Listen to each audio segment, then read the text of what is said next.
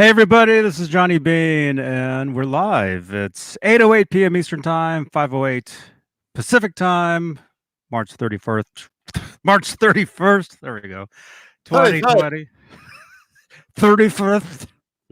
hi. Why can't I see us? There we go. I see us. There we are.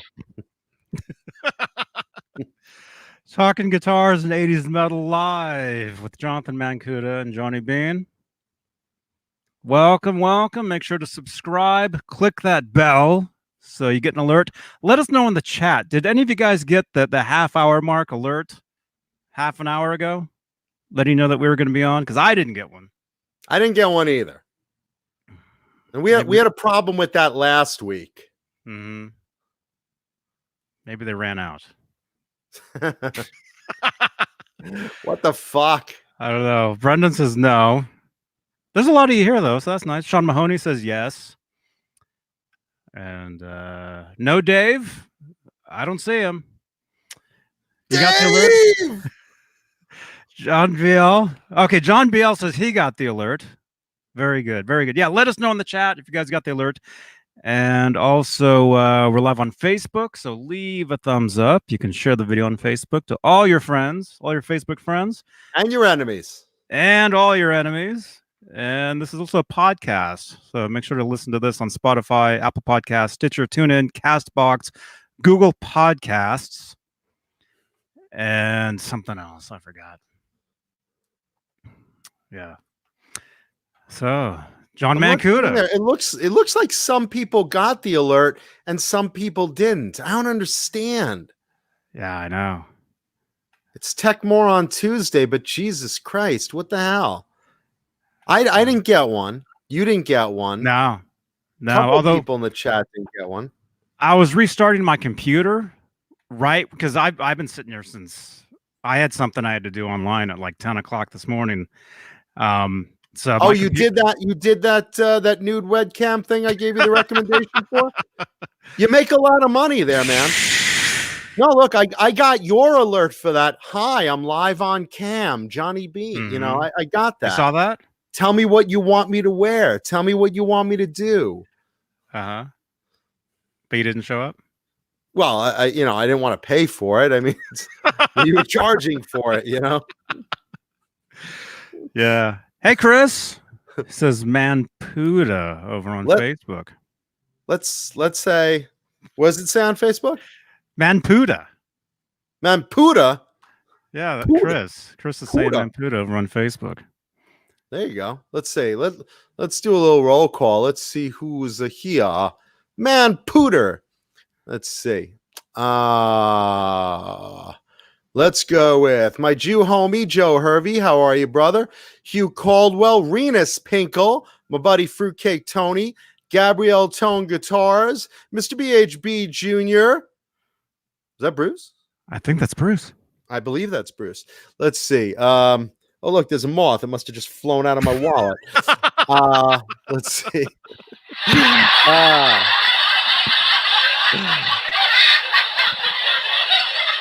Frank C., our buddy John BL. How are you, bro?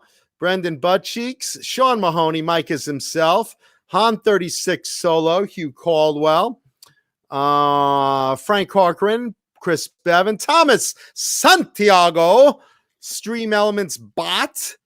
Hey, why not? Joseph D'Angelo. It's a Joseph D'Angelo. Oh, Dry Heat 480, Vistalites, Music Therapy Laz, Sean Cagle, Blank Palette 2. See, once you get through like the initial names, then they start repeating, and you're like, "Who did I not say yet? Who did I not say yet?" Yeah, let's see. Robin Sellers, Jeff Cornell. Everyone has said so far. Ben Rossum, Jimmy Carr. Hey, Jimmy. Let's see. Alan Ford, Stephen S. Let's see. Damp Taco Lover. You know we all do. Mark Dillon, Raphael Logo. Amanda Coombs, Ben Coombs, Shauna Marie Sings, R2R3 Locking Nut, all of you guys, everybody that's in here. How are you? Welcome. Welcome. Thank you for coming on. Thanks. We know you have a lot to do right now in quarantine, and we appreciate you spending your time with us rather than, killing your family out of stress. At least wait till after the show. Yeah, do that. You got a couple hours. We'll go 2 to 3 hours, give them a head start to run out. Maybe we can change your mind. Alan Ford's asking, where's Dave? We want to know that too. I don't know. Dave! I don't know. Dave's been going random nights lately. I don't know. Maybe he'll show up later. I don't know. Who knows? I didn't hear anything. Dave's not here, man.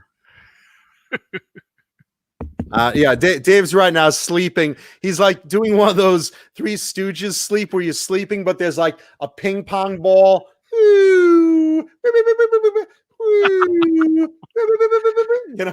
Yep. That's right. Put a ping pong ball over his head as he's sleeping on the couch. Honey, don't you have to get up and do the show? I don't want to do every night. I don't want to. On a bunk bed. Wake me when it's Thursday so I could do my show. Yeah, Gabriel Tone Guitars. Nez says, yes, that's Dave's show on Thursday nights. And we obviously want you to see him there, definitely. That night, he will definitely show up. And Fridays, he always shows up, right? Yeah, it looks like Fridays. Fridays. His new day around here, so. I don't know. Dave's shifting shifts. We're all rotating. I'm still here on Tuesday. Johnny's still here on Tuesday. I don't know. Maybe Rob Johnson will come on and entertain us with his mic that's not working. No, his setup was great. Actually, we did something Saturday morning, and his I saw that. His setup was pretty. That was cool. That was very cool. Yeah. That was very cool. Yeah, I've been getting a lot of messages from a lot of friends and fans of the show, and they're just messaging me, Facebook Messenger and stuff, and saying, "John, just talk to me. What's the matter?" Well, I'm ready to kill my wife. What? Oh, wait. And then she messages me, "John, I'm ready to kill my husband. It's stressing me." It's like they're in the other room, like texting me about each other. I'm like, Jesus Christ. So you know what's happening there. You got a family of quarantine. And first of all, if you're watching this and you're out right now, go home. The idea is to stay home, quarantine, wash your hands a lot. Let's all be safe and get through this. And we will get through this. But we got to, for right now, just isolate. Stay the fuck at home. Give the hospitals a break right now. So, everyone right now is quarantined. I'm quarantined, just me and Blue Rhino. And Johnny, you and your wife are just you two, right? Yeah, and chickens and Ned and the chickens. Yep. Yeah, and the ark is being built in the backyard for when the other problems start.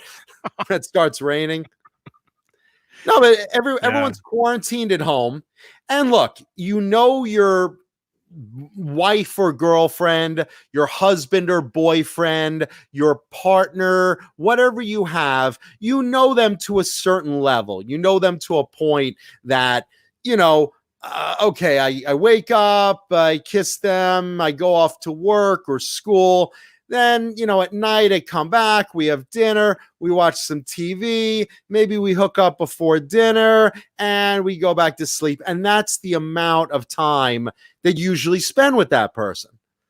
But now there's no work, there's no school, unless you're an essential person, which, hey, tip the hat to if you're in the medical field right now, if you're in the supermarket, if you're, doing any sort of essential work right now. So, I big kudos out to you. Thank you for what you do. But if you're like the rest of us and you're home right now and you're quarantined with that person and those kids and maybe your mother-in-law, you're probably ready to kill each other because now you're seeing them 24/7. Not just for Saturday or Sunday. You're seeing them for like the whole week, 24/7. Not a little Disney vacation for 2 or 3 days, 24/7. And you never really know someone until you're living with them 24/7. So right now, there's someone at a dinner table right now, and there's the husband over at the head, and there's the wife, and there's grandma living with them, and you got the 2 kids, and right now it's just like this. How was your day? My day was fine. I spent it here. I spent it here. I was in the other room watching TV. Remember? You were bitching about what I was watching. Well, you hogged up the TV. I couldn't watch my programs. I wanted to see General Hospital. How will I know who died? How will I know? Shut up, Mom. You're lucky you're living at all, much less living here. Honey, don't yell at my mother. Okay, I'm sorry. Dad, what? Dad, I'm bored. I know you're bored. Dad, do your homework. I did my homework. Play your video game. I don't want to play my video game. Shut the fuck up! Dad, I hate you. And you're not even my real dad. What? What are you talking about? Shut up! I told you never to tell him. And you're a lushy whore, Mom. And I hate you too. Shut up! Mom, I'm scared. Shut up! I haven't watched my programs yet. I'll kill you. And that's just day one. Yeah. So, I hope you're all getting along with your family, your spouse, your kids, those mind-numbing kids. I hope you're not locking them in the basement right now. I mean, we got a ways to go. We got at least another 30 days, probably a couple months more. I don't know. But we're glad you're here right now to kind of get away from your family, get away from your boy and girlfriend, get away from your husband and wife. Your mistress is probably out the window. Can you come out? Probably a nightmare. But I've been getting, I don't know how you've been doing, Johnny. I've been getting a lot of messages from friends, from fans, they're just ready. They're at each other's throats. Mm-hmm. It's not easy to be 24/7 with each other. No.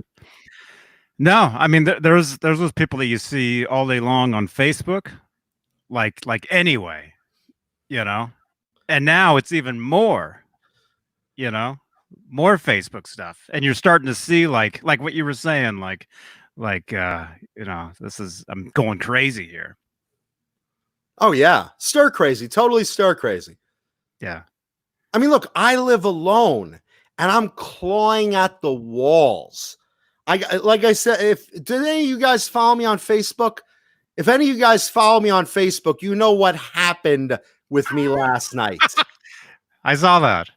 Yeah, I look, for those that don't, the fact is, I haven't been sleeping well lately. I've been a bit insomniac, and I got very lonely, and I walked into my fridge. I'm night eating. I'm stress eating. I'm looking at my fridge, and there's just this cherry Jello mold that's staring at me. A big, freshly glazed, molded, gelled bowl of, cherry Jello, and yeah. I mean, I don't know. I started getting horny. I mean, look, it's like when you're on a desert island, it's like, let's say you're with this, big ugly woman that you'd never talked to in a million years at a party. And yet, you're on the island, and now, weeks going by, you kind of, you run out of food, and the coconuts start looking good. Then you run out of coconuts, and you start like looking at the leaves, and the leaves start looking good. You started eating that. Then you start looking at your friend there, and she suddenly looks 200 pounds thinner and prettier, and less manly, and you start ignoring the chin hair on her, and that wart, you don't see it as much. The lazy eye, it looks a little straighter today. And, you don't mind that her wheelchair is in the sand, kind of hard to move. So, I don't know. She's just looking a little better now, right? And, she doesn't look like she's 91. She's starting to look like she did in her 30s a little bit to you, because you're getting a little isolated. You're getting a little lonely, and that's kind of what happened. Look, I mean, look at this bicep. This bicep's amazing. You know why? Because I've been jerking off with this hand. This is the hand I've been jerking off with. It was a string bean a few weeks ago. Now I have the most powerful wrist in the world. The problem is now I'm getting a little bored of it. I'm looking around. I'm clawing at the walls. Blue Rhino's hiding from me. I say, hey, you don't have to worry about it, But the fact is, I opened up the fridge last night and I looked at the Jell-O, and the Jell-O started looking at me and it said, come on, you want it. You want it. Come on. There's always room for Jell-O, and it's like, well, I no. And the next thing I know, I wake up and it was just Jell-O all over my bed, and a violated Jell-O mold, and my underwear was over there, and I was doing the walk of shame out of my bedroom after I just fucked the Jell-O. I fucked the Jell-O. I mean, what do you so I don't know. Just, to take a look on my Facebook. I posted some photos. I don't know. A little embarrassing, and people are writing me, hey, how come you didn't fuck a pie? You fuck a pie. I'm more creative than that. It's been done already. I'm a trendsetter.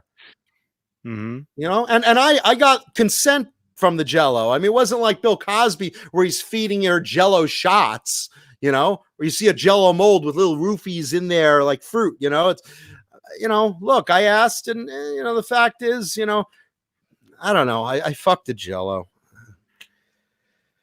Yeah. Wow. So it's lonely. Look, for me, it's lonely. And I imagine when everyone is with their family, like I said, there's a mix of, I'm getting to know all these things about my spouse I never knew. I'm getting a little sick of them. And God damn, I'm horny. Come here, you. Come here. So I expect in December, like a huge baby boom. That'll probably happen. And at the same time, right around that time, I expect divorce attorneys to be like shoving appointments right next to each other because they're going to be packed. Big divorce boom. I predict it. After this, I'm predicting big sales in Jell-O. Oh yeah. No, listen, I can highly recommend, she didn't complain. She had a good time. And, people are like, why didn't you just eat the Jell-O? I said, I did. That was foreplay. Yeah. So, by the way, speaking of sex with inanimate objects, thank you, Bang Energy Drink, our sponsor. Once again, I'm sure we've done you proud here on the Johnny Beane Show. Bang Energy Drink for a little lift, which is great. God knows I'm low energy. Absolutely. And I'm sure right now they're pulling their hair out from home. All the corporate executives saying, why the fuck do we sponsor that show? Because he talked about fucking Jell-O. So, yeah. Did you mix a little Bang in there? Did you make the Jell-O? I did make the Jell-O. Okay. And while I was there, it almost was like sexy music. It was like,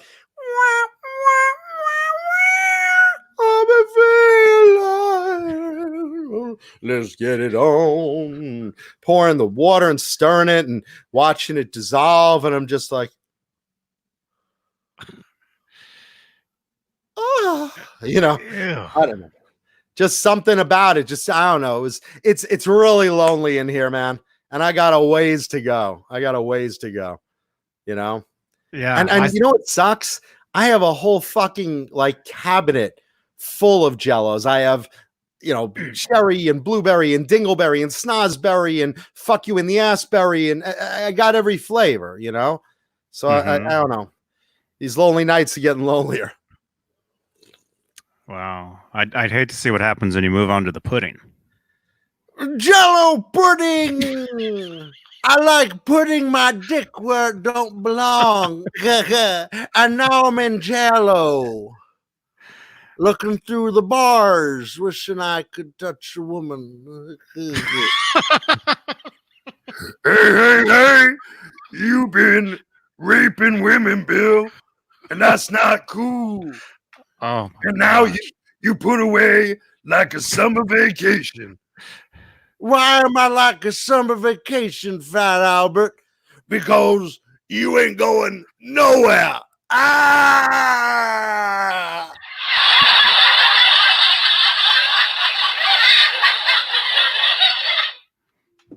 Anyway. Wow. That's an opening. Yeah, there you go.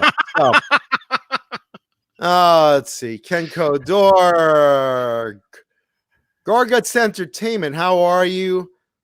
Hey, Garguts. Bill Richard, Janice Lala. How are y'all? We have a lot of people here. We got about 100 people looking at this.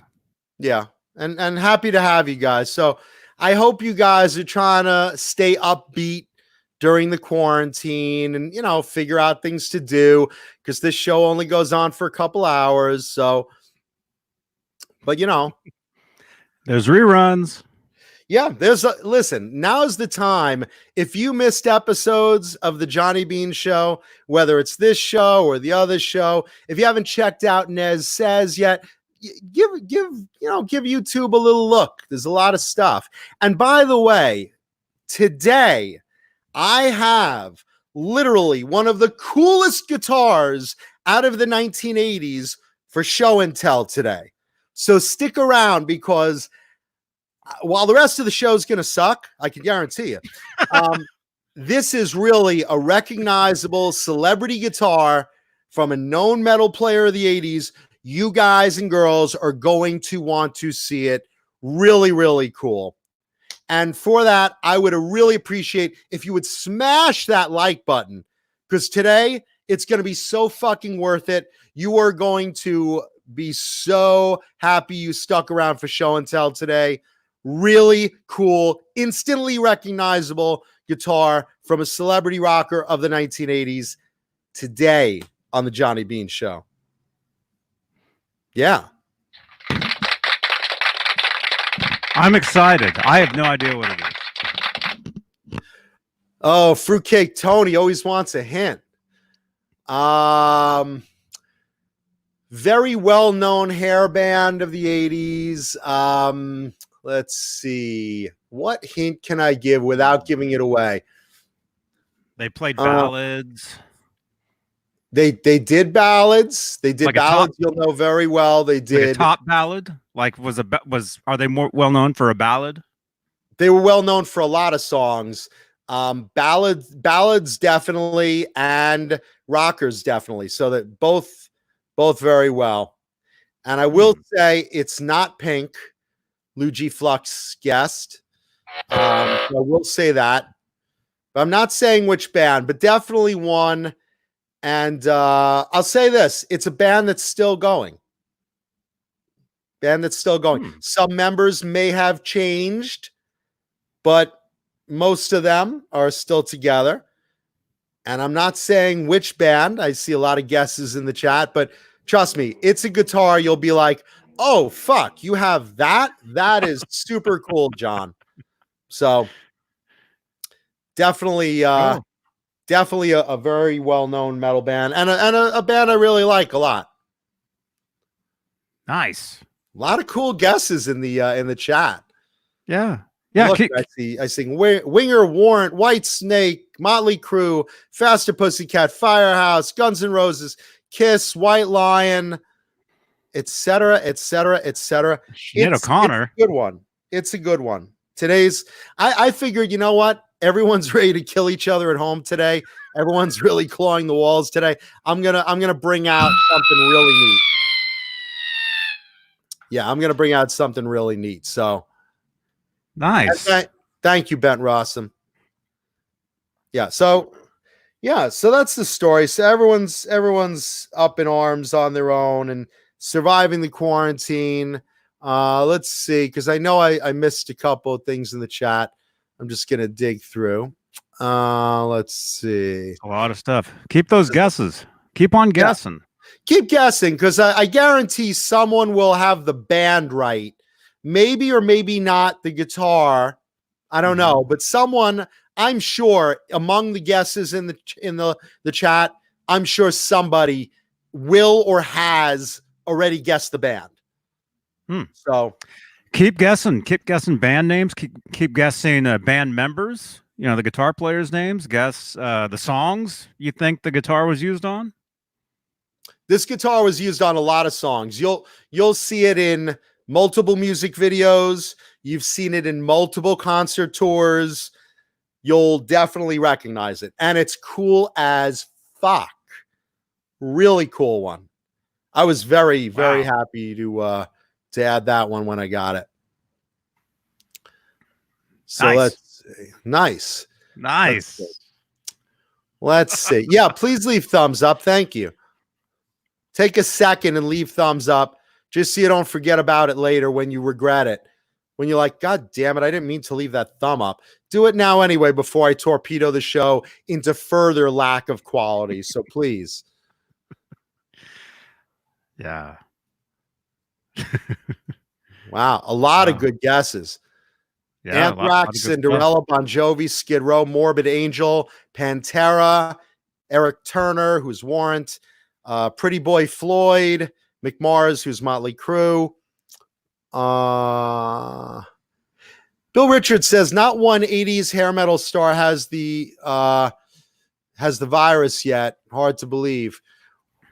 Well, I do have news. We should probably get this out of the way first, because the virus is affecting everybody. And look, we want to give condolences to Alan Merrill, who died at 69. He's the writer and singer from the band The Arrows that wrote the ballad, or co-wrote the ballad and performed it, I Love Rock and Roll, which you guys know was a Joan Jett hit. And his band, The Arrows, performed that before. So he passed away from coronavirus at age 69. Good number, bad timing. But we want to give condolences to a lot of friends and family, because that really just sucks. You know? I didn't hear about this. You didn't hear about that? Mm-mm. Yeah, there he is. Yeah, rest in peace, Alan. We had a lot of mutual friends too. Very nice guy. Didn't get a lot of credit. A lot of people don't know that song wasn't originally by Joan Jett. You know? But she made it. She made it a hit. She made it a hit. He played it. I guess he played it in what, the early 70s, maybe. Let's see. I don't think it says here. It says he co-wrote the song "I Love Rock and Roll" that became a signature hit for fellow rocker Joan Jett, and he performed it. So if you guys look on YouTube, go under The Arrows and look for "I Love Rock and Roll." And it's actually a really cool version. And it starts off, I saw her by the record machine dancing there. So it's a little bit different than the way Jones sung it, which was, I saw her by the record machine standing there. So she was more active. Whoever you were looking at was more active with him. She got kind of lazy at the other time, you know? So, but that's, thank you, John BL. Written by Alan Merrill and Jake Hooker, recorded by The Arrows in 1975. Thank you, John BL. Thank you, brother. Yeah, so we're condolences to his friends, family. Like I said, we have mutual friends. And anytime someone passes, especially at a young age like that, and these days 69 is really young. So. Oh, yeah, definitely.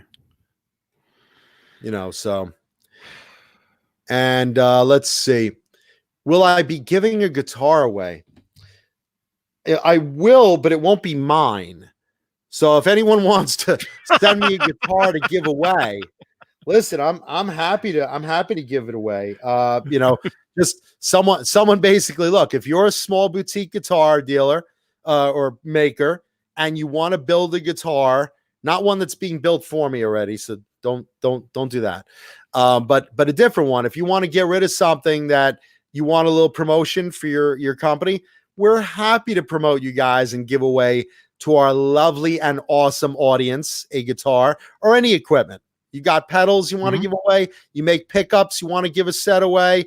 We're happy to promote your company if you want to send Johnny something to give away as a just a random contest. We're happy to do that.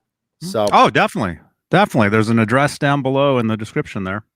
So think about it, because we like giving stuff away. Yeah. Right. Maybe I don't know, maybe Pete Pinchowski wants to donate a pack of Swiss picks, something like that, because we promote Swiss picks a lot. Yeah, that'd be cool. Yeah, we highly recommend those, which another friend of the show, these little beauties that I love using. There we go. There's mine. Yeah. Swiss picks are very cool. If you want to grip onto that, I love them. So yeah, Alan Ford, there is a chance of us one day giving a guitar away. Someone just has to send me a guitar or whatever. We'll give away anything someone wants to promote their product. Let's see. Mr. BHB Jr., you mentioned something about Lita Ford. Are you saying Lita tested positive? I don't know about that, but I do know what John Bulwer just brought up. Chuck Billy from Testament has tested positive, and I got another one. Gary Holt from Exodus tested positive. Now he's publicly said, I was just reading about that. A mutual friend on Facebook was asking if that was true about Gary Holt. Mm-hmm. Yeah, Gary Holt, great guitarist from Exodus. So he's tested positive.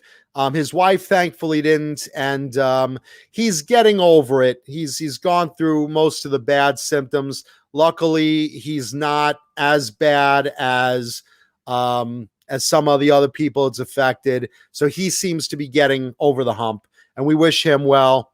And of course, we wish everyone well that has it. I have friends that have it, and it's hard to watch. Yeah, same here. Welcome, Shauna Marie Sinks. I gave you a shout out earlier, but welcome back. Knew you'd be here. And stay inside. I know the weather outside is amazing down here, but yeah, stay home. Just pretend it's raining urine. Just stay home. It's this is not a day to Joe Hervey brings up a really good point. Swiss Picks has a pick that helps Jason Becker, and I believe what is it? The blue cheese, is that Jason's signature pick there? It might be. I remember seeing those. Yeah. Look on the website. I think it's the blue cheese one. Pete, if you're watching, chime in. But there is one pick from Swiss Picks that helps out Jason Becker. So we always say check that one out too. I mean, just go to the Swiss Picks website. It's really they're great picks. Mm-hmm. The blue cheese. Is that it? The blue cheese? That's it. Yeah, there it is. Yeah. Here, I'm on the site. I'll show this. Ben Rossum wants to know, did Lars Ulrich test positive yet? That's a terrible thing to say. There it is. Blue cheese. Jason Becker, man. Unbelievable. I was watching this video with Jason the other day. It's on YouTube. And, it's unbelievable how fucking good Jason has been as a player. Watching him just play with one hand incredibly fast, while the other hand he's working a yo-yo. Yeah. And look, it's very similar to what I do on a Saturday night when I got to earn money. Hey, yeah, I jerk off two truckers at once. It's very similar, but he's playing guitar, and that's the difference. So yeah, so support that one. We love Jason. Jason's a friend of the show, and definitely. of course, there we are. I have millions of pictures with him. There you go. I mean, he's Johnny and Jason. Yeah. There's me with his guitar right Yeah, there. he's such a sweetheart of a guy, too. Really, really nice guy. There's Eddie Van Halen playing Jason's guitar at Jason's house right there, actually. Very cool. And there's a PV Wolfgang Eddie gave Jason right there. Hey, Thrash Metal and Fun Riffs. How are you, brother? Yeah. It's all kinds of pictures. Look at that. There Yeah. you go. There's we more love you, photos of Jason. Johnny and Jason than any relationship either of them has ever had. I know. Jeez. I know. Now, Jason's just incredible, man. It is just incredible. Yeah. Jason Lee says the Jason Becker documentary is really good. Yeah. That last picture you just saw, that was taken. That's actually in that documentary. If you watch the documentary, at the very end of that documentary, they had a show where Satriani headlined, Steve Lukather, all these guys were there, and that last picture I just showed, that was taken at the venue, that in that movie. Anyway, Bill Richards is enjoying the photo of you without a beard. Yeah, you look like a little kid. Actually, the beard will probably be coming off because they say you got to wear masks, and the beard it's useless with the beard, so I probably will have to be shaving pretty quick here. Yeah, for those of you, I mean, look, I wear a mask on my crotch and I shave it all the time. For those of you guys and girls out there that have not heard the latest, and I know the news changes every day, they're starting to recommend when you go outside, which really should just be like if you have to get food or medicine, and that's it. Mm-hmm. And, still social distance and everything, but or exercise. They're starting to recommend that you wear a mask. They don't want you to take away from medical professionals, but you have a lot of options. You could wear a scarf, you could wear a bandana, just something that as much as possible filters your nose and mouth. Always a good idea. If you have sunglasses, not a bad idea to wear those because, people next to you coughing, there's little droplets and shit. Yeah, Johnny and I here. We look like the Apple Dumpling Gang. Here you go. I was listening to the news. I was listening to the news in the car, and they were saying that there'll be a lot of train robbers out there. I know, right? Everybody's gonna be walking around looking like this. Is what they were saying. It's got to look like Westworld. Yeah. I guess we could do the rest of the show like this, but the Johnny Beane Show. Yeah, because I don't know where that microphone has been. Some guy traded it out for me for 2 rolls of toilet paper to use it for 2 hours. I don't know what he did with it. Yeah. Yeah. So, yeah. Or this is very 80s style. Yeah. No, look, I went out to Trader Joe's last week, and I always wear the pink scarves, and I just basically tied that fucker real tight around my face, walked out. I looked like something from the Watchmen TV show. It's like you go into the supermarket, everyone looks like they're out of the Justice League. Everyone's wearing a mask. Yeah. Bry the Sign Guy, I won't say who makes it. I'll just say it is a well-known brand of guitar, and it is a well-known band. You've heard a lot of their hits in the 80s. You'll recognize the guitar. Look at this band. Very, very cool. Yeah, Chris Bevan says it's going to look like Mad Max. Hey, listen, man, make a game of it. If you got to, go out, and you gotta, wear masks and scarves and bandanas and, look cool. Just look cool and say to yourself, you know what? I'm protecting myself. I'm protecting my loved ones. Mm-hmm. If you went to spring break or you're trying to get to a bar, get the fuck home, you morons. Yeah. Okay. Plus, the cool thing about wearing the masks, like if you have to go to the store, it keeps people away from you. Oh, yeah. They stay away from you. Now everyone's suspicious. Yeah, I've been stopped 4 times for being a shoplifter already. No, look, I talk to my parents almost every day, and I say, look, get food delivered. Don't go out of the house. Both of them have compromised immune systems. My mother lives with leukemia, which is blood cancer, for those that don't know, and my father's diabetic. So they both have very weak immune systems. They can't go out. My mother said, where your father wants to go? He wants to go to the bakery. I said, Dad, don't go to the fucking bakery. Just sit home. Well, I want a cheesecake. No, Dad, you're diabetic. You don't need a fucking cheesecake. Sit the fuck home. But I want one. Dad, sit home. No, I want one. Sit home. I want one. Sit home. All right, I'll stay home. It's like sometimes you got to drum it into everyone's head. There's no reason right now to go out. There's no reason. Sit home. Now is the golden age of television. Stream everything. Watch everything. I mean, catch up on Ozark. See what's happening in Westworld. Watch the 10th season of Curb Your Enthusiasm. I'll tell you, I just watched. Oh, that's great, man. I don't know if you saw this. Plot Against America. I saw the first 3 episodes. Did you see this, Johnny? No, I haven't heard of that. No. Really, really good stuff. It's basically an alternate universe kind of thing where, for you in the history buffs, at World War II, FDR got beaten in the election by Charles Lindbergh, who at the time was like a celebrity airplane pilot that flew the nonstop transatlantic over to France in one fell swoop. So he was a big national hero at the time, and he basically beat FDR in the election.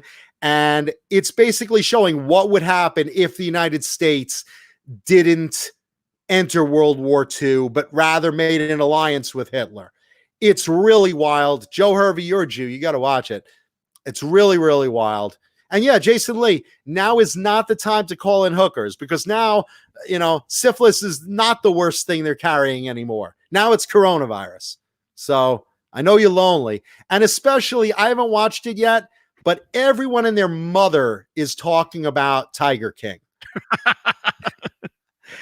I haven't watched a single episode, but I know I'm going to. I know it's crazy. I had a shirt like his in the 80s. I probably still have it. Did you see that one, Johnny? Or no? We talked about this the other day. Did you? Who's watched it so far of our crew? And yeah, John BL, that's right. Watch Lost and Veep and watch For My Scenes. So catch up on those two. Thank you. Who in the chat has watched Tiger King? I'm really curious. Thank you, John BL.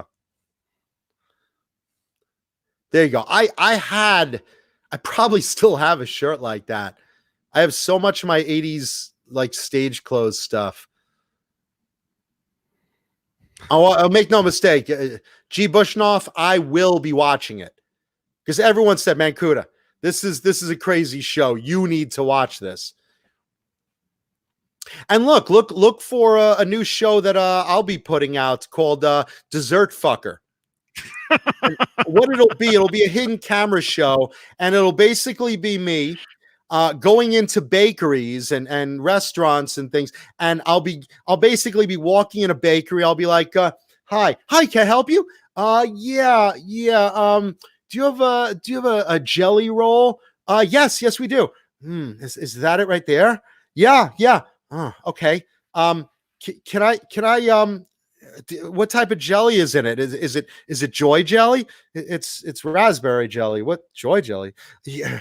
Can I touch it? Is it supple? Is it soft? Is it warm? Can I touch it? Can I put my finger in it? What? No. What the hell?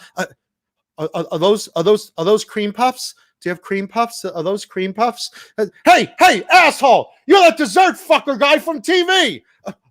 Get the fuck out of here, you sicko! Sorry. Can I have an eclair before I go? No, you fuck! Get out of here, you perv! All right, sorry. But that'll be the premise of the show. I will basically go in and look. I'll go into Cheesecake Factory, and when no one's paying attention, maybe I'll stick my dick in a cake. It'll be look, all sorts of great stuff. Oh, that sounds awesome. Yeah, and it'll be called Dessert Fucker. So look for that on Netflix or whoever will pay for it. Because I'm gonna do it. Believe me. I'm gonna do it. I don't know if anyone will buy it, but I'm gonna do it. Zach Thong, you think Tiger King looks boring? That's not what I hear, man. I've heard it's just ludicrous, like a train wreck you can't look away from. And I still haven't seen it. I just seen photos of it, and I'm just looking, and I'm like, holy shit, that looks insane. And the premise, it's like one killed another. One owner of big cats is like trying to kill another owner of big cats, and one's gay and tries to lure like lovers into their house using, hey, you want to see my tiger? I don't know. It's just a goofy sounding, weird sounding show that everyone wants to look at. So, Music Therapy Laz, Dry Heat 480. How are you guys? Zach Dong, Steve Carmichael. Steve Carmichael. Hey, Music Therapy Laz, thank you so much for the 5 yesterday, man. I'm sorry. We were just like talking nonstop, and I totally spaced it. But I saw it later, man.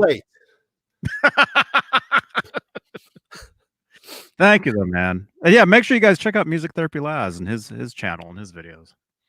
Yeah, does he have a dessert fucking channel too? Oh, I don't know about that, but yeah. And for those that are coming in late, because I see the chat room's filling up even further, please leave a thumbs up, smash the like button, subscribe. Just take a second. And I have a very, very, very, very cool celebrity guitar coming up a little later. So you will definitely want to stick around for that. I just saw myself on the monitor doing that. I have a very, very, very, very, very, very. That's how I got the guitar. Hey, speaking of good deals, hey, look what I traded toilet paper for, baby. I got a ticket. I got the deal of the century on this. I got a ticket for the stadium tour. There it is. Next week, the stadium tour. Someone traded me a 12-pack of toilet paper for a stadium tour ticket. Do you believe it? Unbelievable. Wow. I am so jazzed. So next week I will be seeing the stadium tour. I finally got a ticket, and it's second row. I can't even believe the seat is so good. This is like a fucking $1,000 ticket. I don't know what the fuck they were thinking. Wow, but next week. I'm very excited. So next week, Motley Crue, Poison, Joan Jett, Def Leppard. I am very, very, very excited to see that. Wow. Music Therapy Laz says they made flan today. Well, I should ignore my social distancing rules and come on over for a flan date. And Krellbar, I love that. Lust Desserts. That's a great one. Jason Lee says, I've got a 12-pack of TP that says that tour gets canceled. Jason Lee, it's next week. It's next week I'm going. So it's not going to get canceled by next. John BL says the tour is canceled too.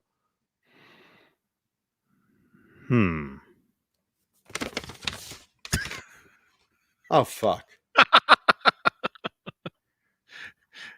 Yeah, this isn't a stadium tour ticket. This is an Amtrak ticket. Fuck!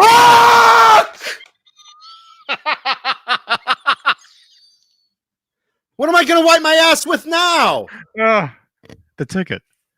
I guess so. God damn it.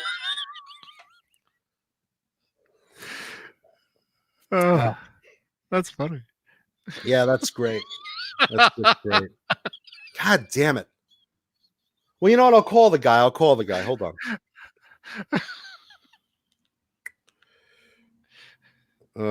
Okay, hold on. I'm going to give him a piece of my mind. Hold on. It's ringing. We're sorry.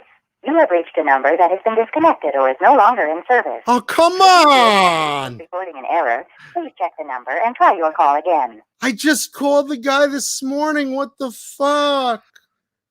Oh. Okay. Okay. Never mind. So hit the like button, hit the subscribe button, stick around. Very cool celebrity guitar today. Yeah, that sucks. All right, let's see. Who else we got? Mr. BHB Jr. Yeah, trust me, it will be an amazing guitar later. It really will. So definitely, you've got nothing better to do. There's no excuse today to miss the show. There's no excuse. None. You have nothing to do. Nothing. Nobody's outside. Nobody's outside. There's nothing else on YouTube right now. Even if you're a doctor treating COVID patients on the front lines, I expect you to be holding your phone while you're talking to patients and adjusting the respirators. Mancuda fucked the Jello, everybody. He fucked the Jello. Yeah, so there's no excuse to not see it today. And look, definitely check out the photos on my Facebook, jonathanmancuda.com. And, leave some comments. Tell me what you think. Leave comments in the bottom as well today because you have the time to do it now. Let's see. Joe Hervey wants to know, any more rock news today? Yes. Speaking of coronavirus, which seems to be related to every story I have today. For those that know, Ozzy Osbourne, who we love to death here, Ozzy does no wrong, and we love to play with him and Sharon. Ozzy travels to Switzerland, as some of you might have heard, for treatment of his Parkinson's disease. There's an immunity specialist there that helps him get by and hopefully can do some improvements in what he's got. And he's now facing a problem that they can't travel to him anymore. He's unavailable. They can't travel anywhere. And Ozzy's, got that compromised immune system. He can't go anywhere either. So they're on full lockdown. So you can only imagine, what's going on at the Osbourne house. Oh, see, I want to travel. I want to go and I take you to Switzerland. Oh, I'm ready to go. I'm all packed and everything. Hold on, dear. Hold on, darling. But we can't go anywhere right now. There's travel restrictions and our doctor's not available. Oh, that's too bad. What am I supposed to do? I guess I got to stay home and all that. No. You've got to go on tour anyway, because there are certainly some places that you could play and raise some money. And of course, you could go back into the studio and record some more albums. I think I might want to relax a little bit at home. No. Yeah. So we, of course, we wish Ozzy and Sharon well. And Ozzy jokes aside, Ozzy is back in the studio. He's so happy with his current album, which is just terrific. And we've talked about this on the show before. Ozzy's album is really freaking phenomenal. And he's right now recording a follow-up. I mean, he's that jazzed up. And he's home. And Sharon's knocking on the window. I need a new bag. Make sure it's a hit. Make sure you only record a hit. So with Sharon pushing him up to the mic right now. I'm just trying to sleep, darling. I need to say, no, go on. It's not too late. He's trying his hardest, and I'm sure it's going to be great because his recent album was really great. So I'm really sure. I'm really sure about that. But of course, like everyone else, look, I'm concerned about Ozzy's health, and we obviously wish him very well here at the show. We love him. Mm-hmm. We're concerned with everybody's health. Yeah, obviously we're concerned with everyone's health. We hope Gary Holt gets better. We're concerned about Ozzy, and we're mostly concerned about you, our beloved, awesome audience. So, again, new masks, scarf up, bandana up. If you have a mask, put it on. Whatever it is, I don't care if you're wearing your Iron Man mask.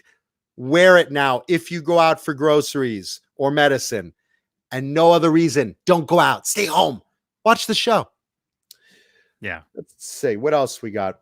This is very cool. Now we're moving into more fun news. So, we've talked about Vince Neil and the stadium tour, which I just got fucked on.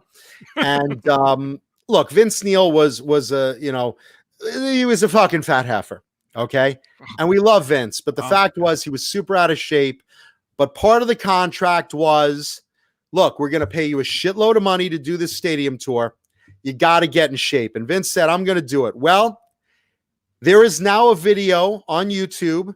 It's on Instagram. I'm sure it's on a few venues that you can watch of Vince's girlfriend and Vince working out. And she promoted it on her Instagram. This is Vince's girlfriend's name is Rain Hannah. And she's total knockout, very in shape. Obviously, she's the one to train Vince because, she knows.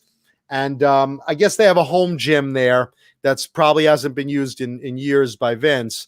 But and we love you, Vince. If you're watching, we're just pulling the string a little. But look, here's to your credit. Vince apparently is working out like massively. And it's great because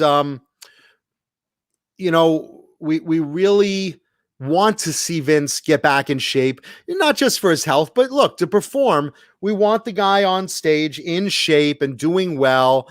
And he apparently is working out like a madman. And she says, I'm posting a video of him working out like a madman. And she posts this 7-second video. It's 7 seconds of her, and then turn to Vince, and Vince is like doing some pulls or something on a machine, and then back to her, and then back to Vince, and then back to her. The whole thing's 7 seconds. The second that camera stopped rolling, Vince is like, she's like, okay, we're done. Holy shit. You didn't say it would go on for that long, babe. Yeah, so no, but look, apparently, and I saw a photo of Vince, his face looks thin. So we're really happy. It really looks like, jokes aside, it really looks like Vince Neil is getting back in shape. And I mean, what's better than that? If Vince can get back into prime shape, man, and he's running around the stage. And look, I hope that that his voice is, I hope he's working his voice too and getting that back in tune as much as he can for, someone his age. Mm-hmm. I'd be really, really jazzed. But looking at the photo, his face looked really thin. Did you put it up, Johnny? I'm looking for it. I don't see anything. Go on Metal Wani. Yeah, I don't see anything on their Instagrams. Go on. She probably got taken down for being too short, much like my penis. Let's see, Metal what? Metal Wani, WANI.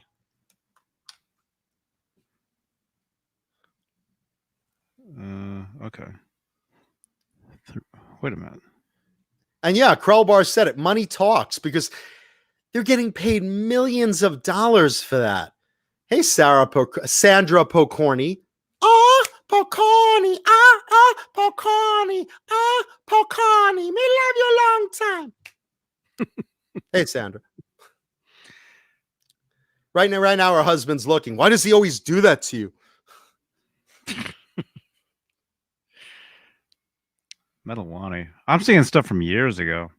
No, it should be in the top 6 stories. Neil loses fit photo, self-quarantine. Okay, here it is. You got it? Healthy. Okay, yeah, there's a picture of them. There you go. All right, here we go.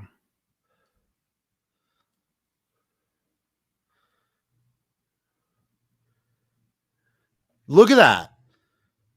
Look how thin Vince's face is. If you looked at that same face a year ago, you'd swear you were looking at a kickball. It was like rounder than Charlie Brown's head.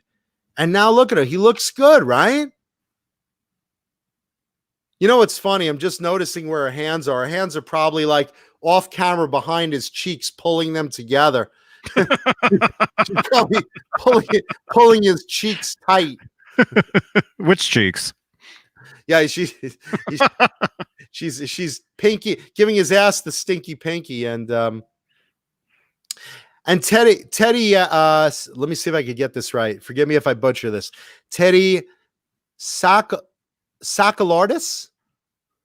Teddy Soquelardis wants to know, do I own any of Jakey Lee's guitars?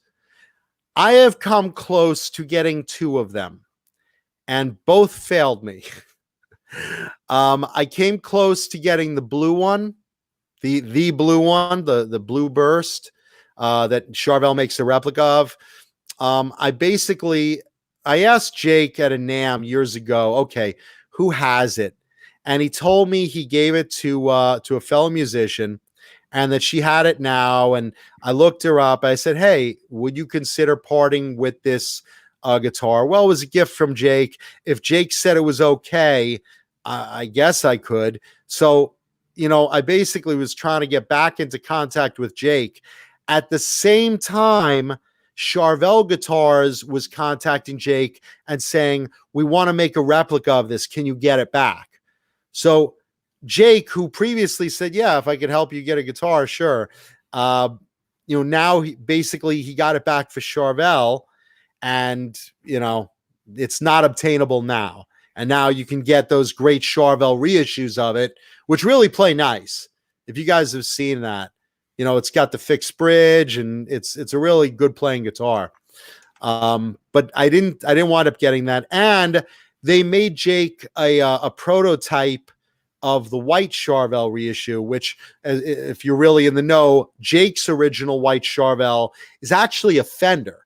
It's actually a Fender Stratocaster that's been modified, and has some little Charvel bits on it, including the headstock, because Jake was a Charvel endorsee back in the day.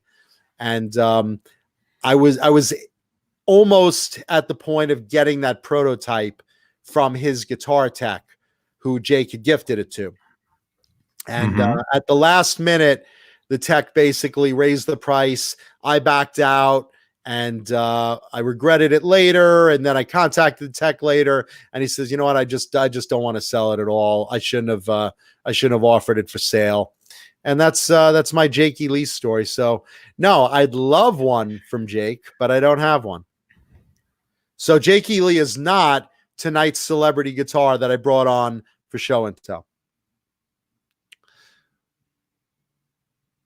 Jason Lee, you're terrible. Says Vince Neil requested payment in Red Robin hamburgers. It's terrible. Oh, those sound so good right now, though. Yeah, right. See, Johnny's staying in shape too. He's curling Ned the cat right there. I've lost like 8 pounds. Yeah, well, I found it for you. It's on my ass since this whole quarantine thing. I've been eating so fucking much stress food. Mr. BHB Jr., I can't tell you what band it is. You might have guessed one of them. You might not have. I don't know. But you'll see soon. Thank you, John Bulworth. Thank you, brother. Yeah, so I'm real happy about Vince Neil. I want to do a duet with him called Staying Home Sweet Home. That's where I am. It's a virus, and it's deadly too. And I'm out of ice cream, but I'm not going out with you. We gotta stay home tonight. Something like that. But it's not too bad. Yeah, well, I could write that in probably like 15 minutes. I can't sing it well, but I'll probably write a good parody song. Staying home, sweet home. Yeah, so hey. I'll tell you again. Supposedly, the rest of the band is also taking this time to really, really rehearse.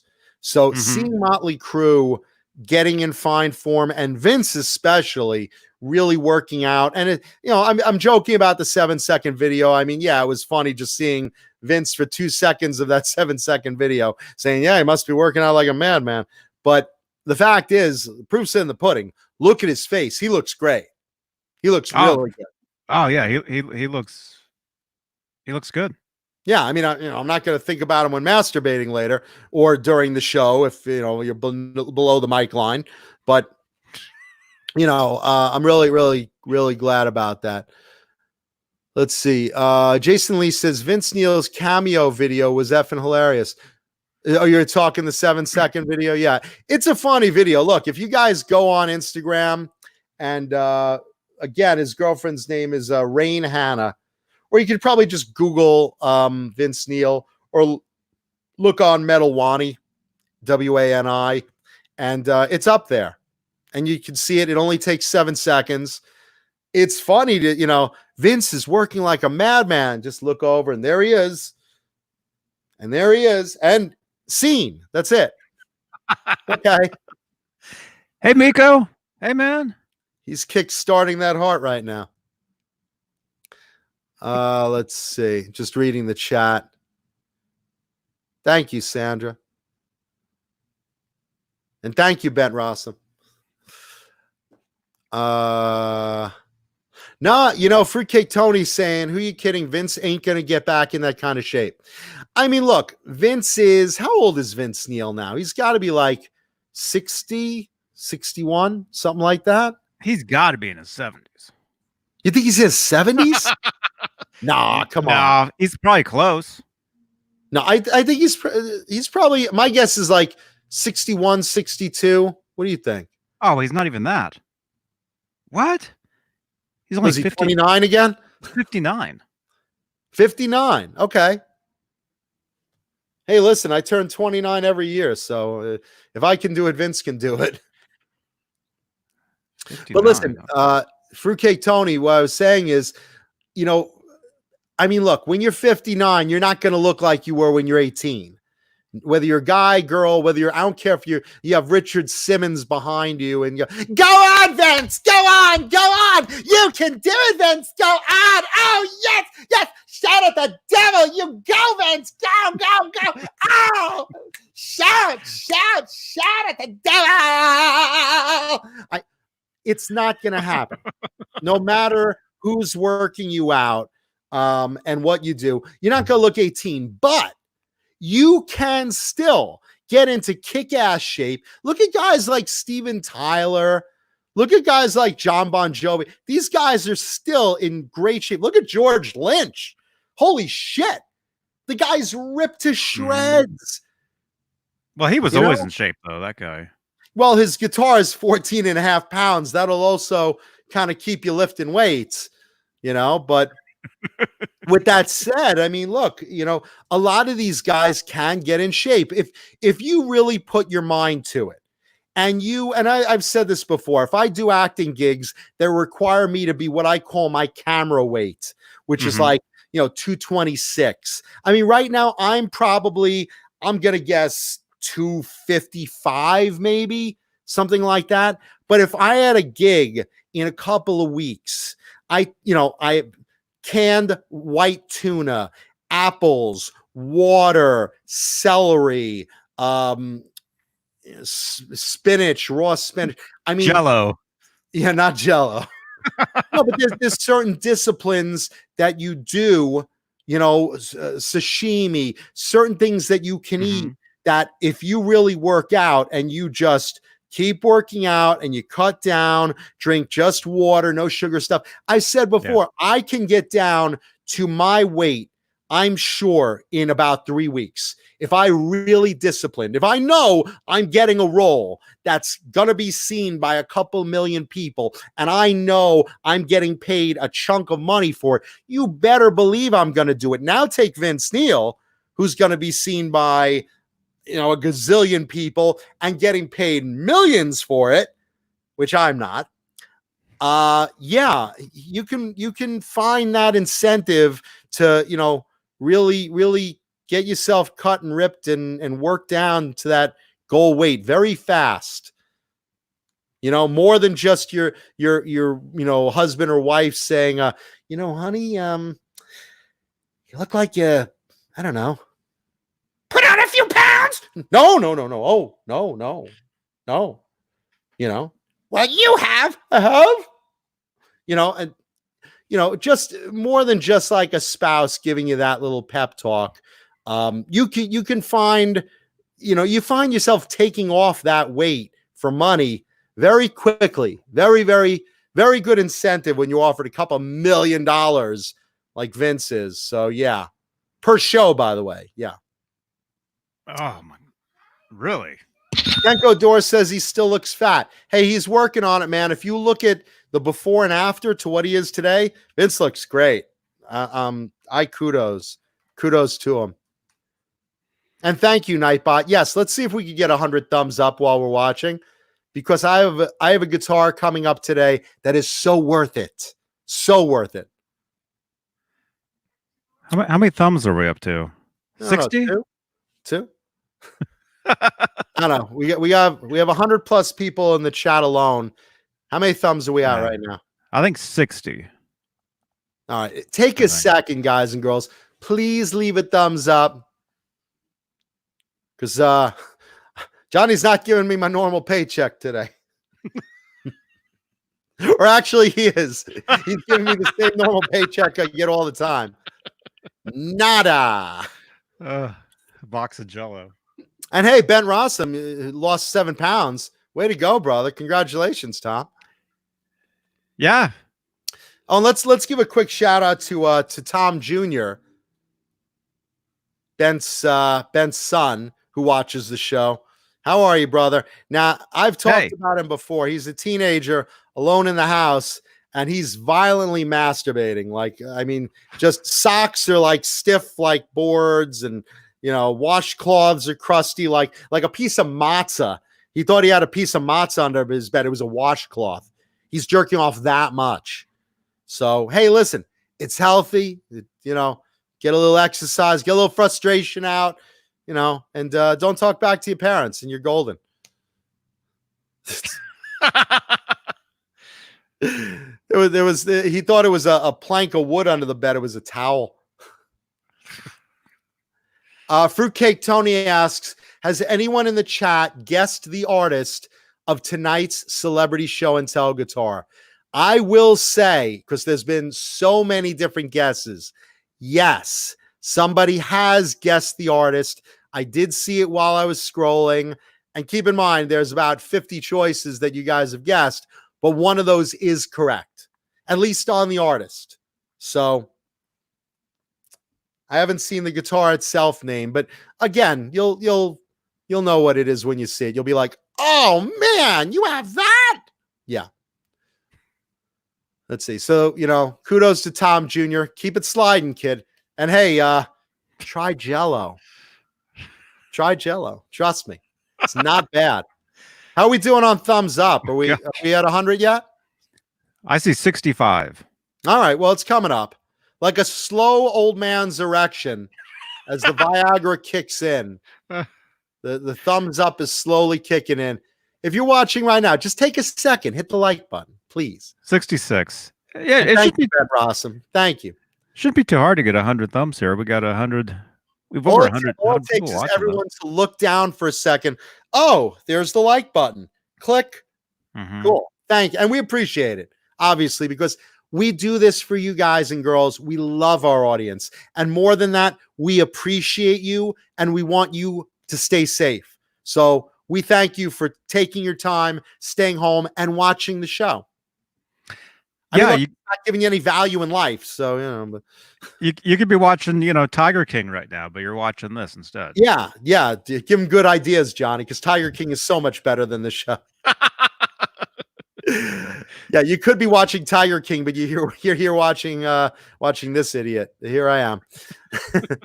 Even Johnny's like, how can I get rid of Mancuda and get Tiger King on? Let's see. John Bulwer wants to know, do I know Mike Rush?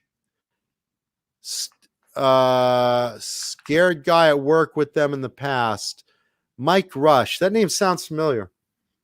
I don't know. Who is he? Give me more info. I might. I'm terrible. I suck with names. Even my mother, she's like, when's my birthday? What's my name? Mom, what's my real name? Mrs. Mom? I don't remember. I have a terrible memory with names, so I know I'm on the Johnny Bones show, though. Let's see what else we got. Joe Hervey says, Joe Hervey's going to get a cheap guitar for his birthday. Hey, rock and roll, man. Very cool. Awesome. Yeah, why not? Yeah. Well, when's your birthday? Is that what he said? He's for his birthday? He said, Or my didn't he birthday just have a is June 28th. My mom and bro might get me a guitar. I'm going to be fair and pick another cheap guitar. Hey, it's still a dope gift. My mom said today they're going to get me, so I should hold off. Hold on a second. Wait a second. Joe Hervey, let me walk you through something. I don't know what kind of Jew you are. I am the kind of Jew that says if they're getting you a guitar, I would start up at a 59 Les Paul and work my way down. And, say, hey, Mom, what are you getting me for my birthday? I'm getting you a guitar, dear. Oh, thank you. That's such a generous gift. What would you like? Well, there's a 59 Les Paul at Norm's Rare Guitars. Well, let's see how much it is. $250. Oh, that's very reasonable. No, Mom. No, it's actually $250,000. Oh, good gosh and gravy. We can't afford that, dear. Oh, well, how about, I don't know. How about this $25,000, 62 Fender Strat pre-CBS? 25 is so much. Can you pick something just a little lower? All right, Mom, I guess I could settle for a $5,000 San Dimas Charvel vintage pre-pro.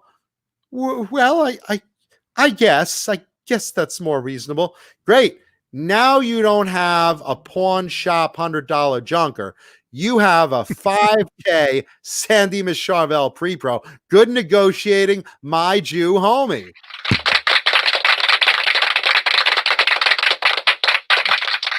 Congratulations. Thank you. And happy pre-June 28th birthday. Are we at 100 likes yet, Johnny? 68.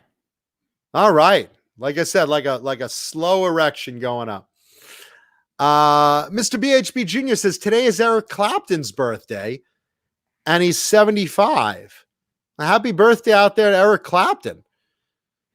I think there's a snowball's chance in hell he's watching the show today, but there is a chance that guys like Ozzy Osbourne are watching, and if so, we love you, Ozzy, and good chance that Eddie Van Halen is watching. So we hope you're doing well in this as well, Eddie. Let's see. So that's Clapton's birthday was yesterday. Whose was? Clapton's. Oh, we fucked. It was yesterday. No wonder he's not watching the show today. That sucks. So he's 75 in a day. And a day. So he's one day closer to 76. Mm-hmm. Let's see.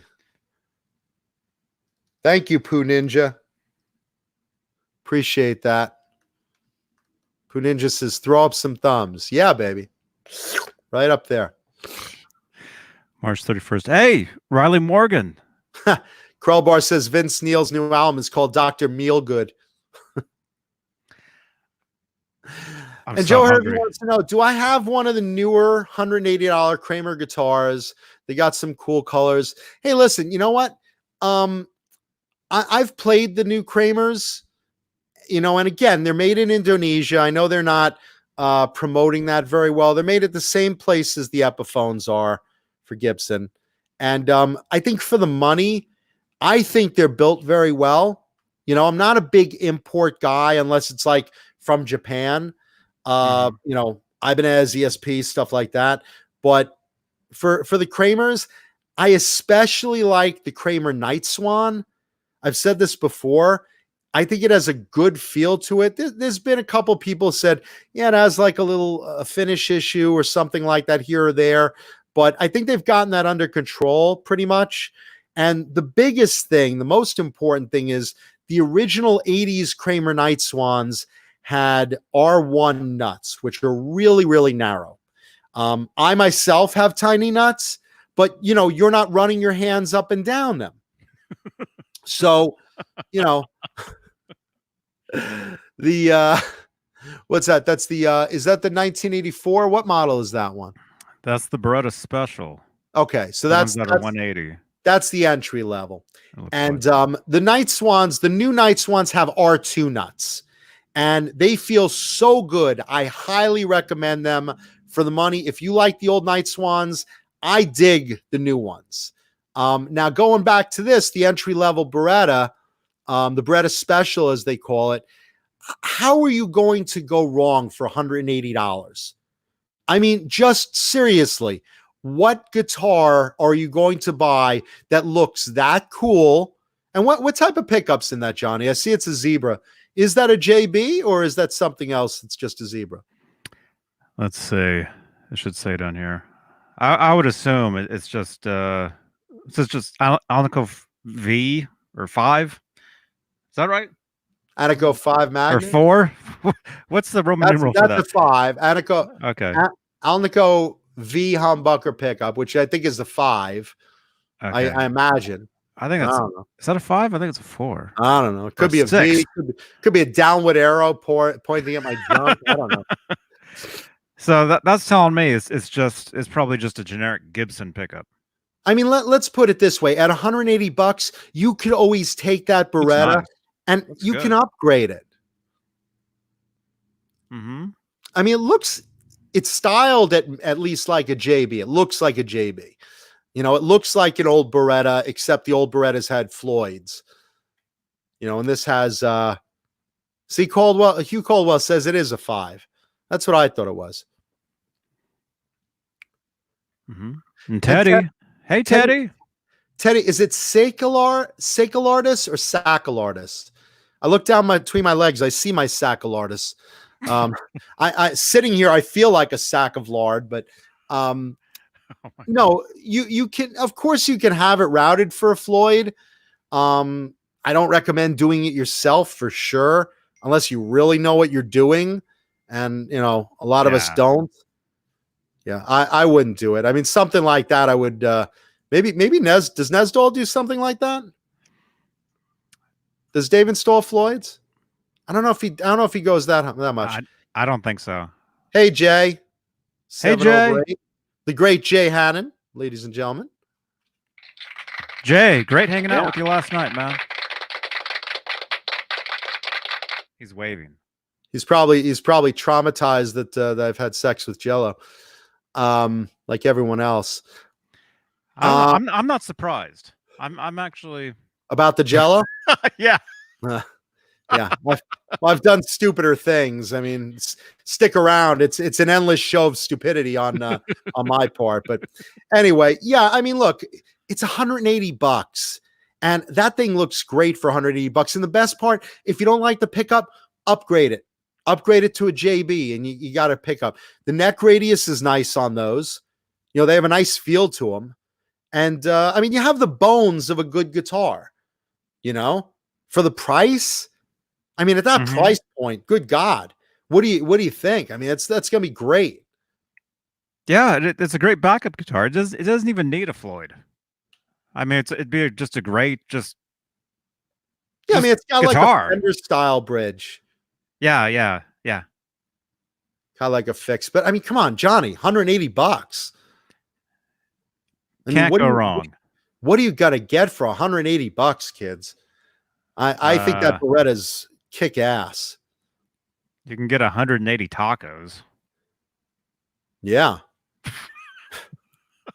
That's like a harem.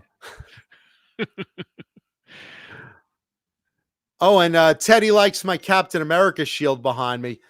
That let's see, that one. There you go.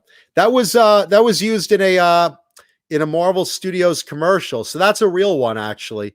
That's a Marvel Studios made Captain America shield that was gifted to the director of a TV commercial made for, I think it was Japanese Marvel Disney World. the Marvel rides at Disney World. The Captain America that they had in the commercial was using that shield. So that's a real movie prop or TV prop or commercial prop. So there you go. That's cool. Thank you for that, man. And thank you, Han Solo, for leaving thumbs up. Please, if you guys in the chat haven't left a thumbs up, please leave one now. Thank you. Joe Hervey, I hope that helps you out, brother. Let's see. Was it Riley? Was it Riley Morgan? Somebody said that today is Angus Young's birthday. ACDC. I don't know. I looked it up. It's true. Whoever said that. Hugh Caldwell asked who is sponsoring today's show. It is Bang Energy Drink and Swiss Picks. So we highly recommend both. And Bang is obviously humiliated of everything I say every show, but they still stick with us. So please drink Bang Energy Drink. Do you have cases of that in your house? I can't say what Bang sends me, but I will say that you notice I drink a lot of it. And I mean, look, they keep supporting us, and I must admit, I'm even amazed that Johnny shows up on Tuesdays. Yeah. So if they could stick with us, please. Let's see. Jason Lee says, my crush is Tawny Katane, circa 1987. You know, this is interesting. Who for this one's for the guys in the crowd. You know, please excuse me, ladies, on this moment, but I'm curious. Who do you think was the ultimate video vixen? Do you think it was Tawny Katane, who was, as you guys know, the girl in the White Snake videos, or Bobby Brown of the Warrant Cherry Pie video? And wasn't she also in like a Poison video too, Bobby Brown? Let's see. I think she dated Bret Michaels too. But I'm curious who the video vixen of the 80s was. You know, because it's got to be one of those two. I mean, look, you could say, oh, it's the chick from Alice Cooper's Poison. Yeah, she was pretty. It's the chick from Great Whites Rock Me. Yeah, she was pretty. Everyone had video vixens. But I think the ones that come to my mind would be like Tawny Katane in those White Snake videos, flipping around the Jaguar, or Bobby Brown in the Warrant Cherry Pie video, you know, just, you know, getting squirted with water and on the roller skates. And it's got to be one of those two.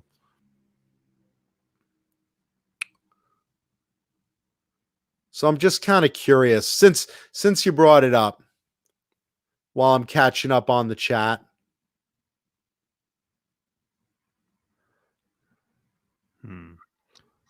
She's an actress, it says.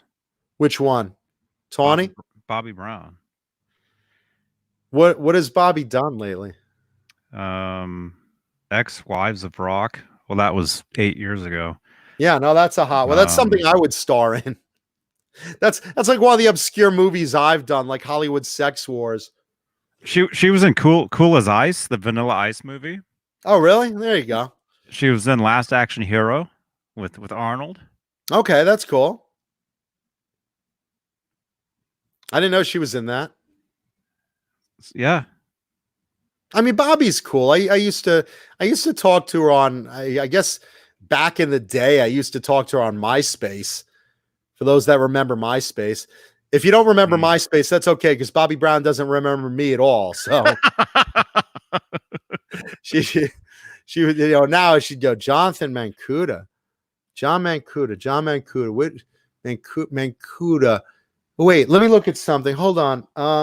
Oh, wait. Here it is. Yeah. I have a restraining order. Yes, right here. John Mancuda. That's it. I knew that name from somewhere. Yeah, no, I'm just curious. I want to see in the chat what your votes would be. Let's see. She was in jail.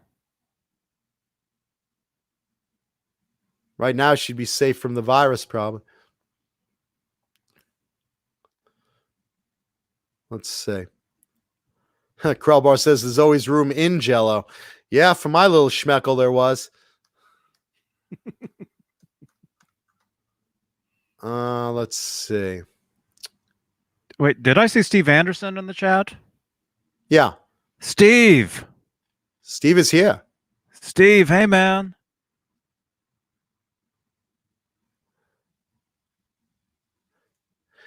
Ooh, Steve Anderson just asked, what is my desert island guitar? Well, I hope I have extra strings. My desert island guitar. Wow. Probably be a BC Rich Gunslinger. I really love those, man. That, it's one of those simple things. I mean, I could say, this celebrity guitar, this, this super high-end custom guitar, this rare guitar, but for just playing, it would either, it would either be, thank you, Bang Energy Drink, for that burp. It would either be a BC Rich Gunslinger, one of the old ones with a cool graphic on it, or one of my old San Dimas Charvels. Probably, I don't know, it could be either one of the Stratheads or the Pointies, because I have like 3 pointy Charvels that I always reach for, and there's a couple of Strathead Charvels that I'm just like in love with, like really like keep reaching for. And Gunslingers, they're just one of my favorite necks ever. And, especially if like I'm on a desert island, I don't have an amp, so I'll probably want something with a maple neck. Either one will be one of them with a maple neck, probably. I would imagine it'd probably be a maple neck. That's like my weapon of choice. I have some great rosewoods. I have some great ebonies. Maple is probably like my favorite fretboard wood, though, because it's just so bright and everything. So that would probably be it. Like either a San Dimas Charvel or BC Rich Gunslinger from the 80s. So it's always going to be from the 80s. If you guys and girls have a desert island guitar in your collection, I'd love to hear about it in the chat. We could talk about that, because I love that situation. Yeah, I've always said I would play at a really nice acoustic, because there's no electricity. Yeah, right. I mean, I would need something I could hear, A real nice really acoustic guitar, like, with brand new. Bring a Marshall amp. You bring a full Marshall stack, and you're like, finally, time to play. All I want, and then like, there's no plug. You'd have to have like a whole bunch of these things, little chargers. And even that, 3 days. What are you gonna, Yeah, that's funny. That's great. Let's see. Fro Dog just asked me, is that a Twisted Sister guitar behind you?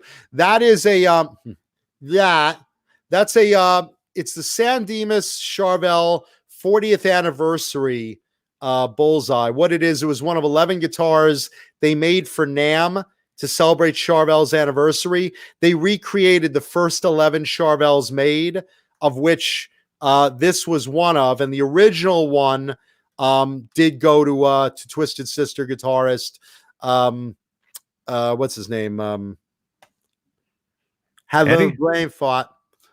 Eddie Ojeda, yeah. And apologies to his daughter, who I'm friends with, who's watching the show. I'm so sorry. I love your father. Not that way.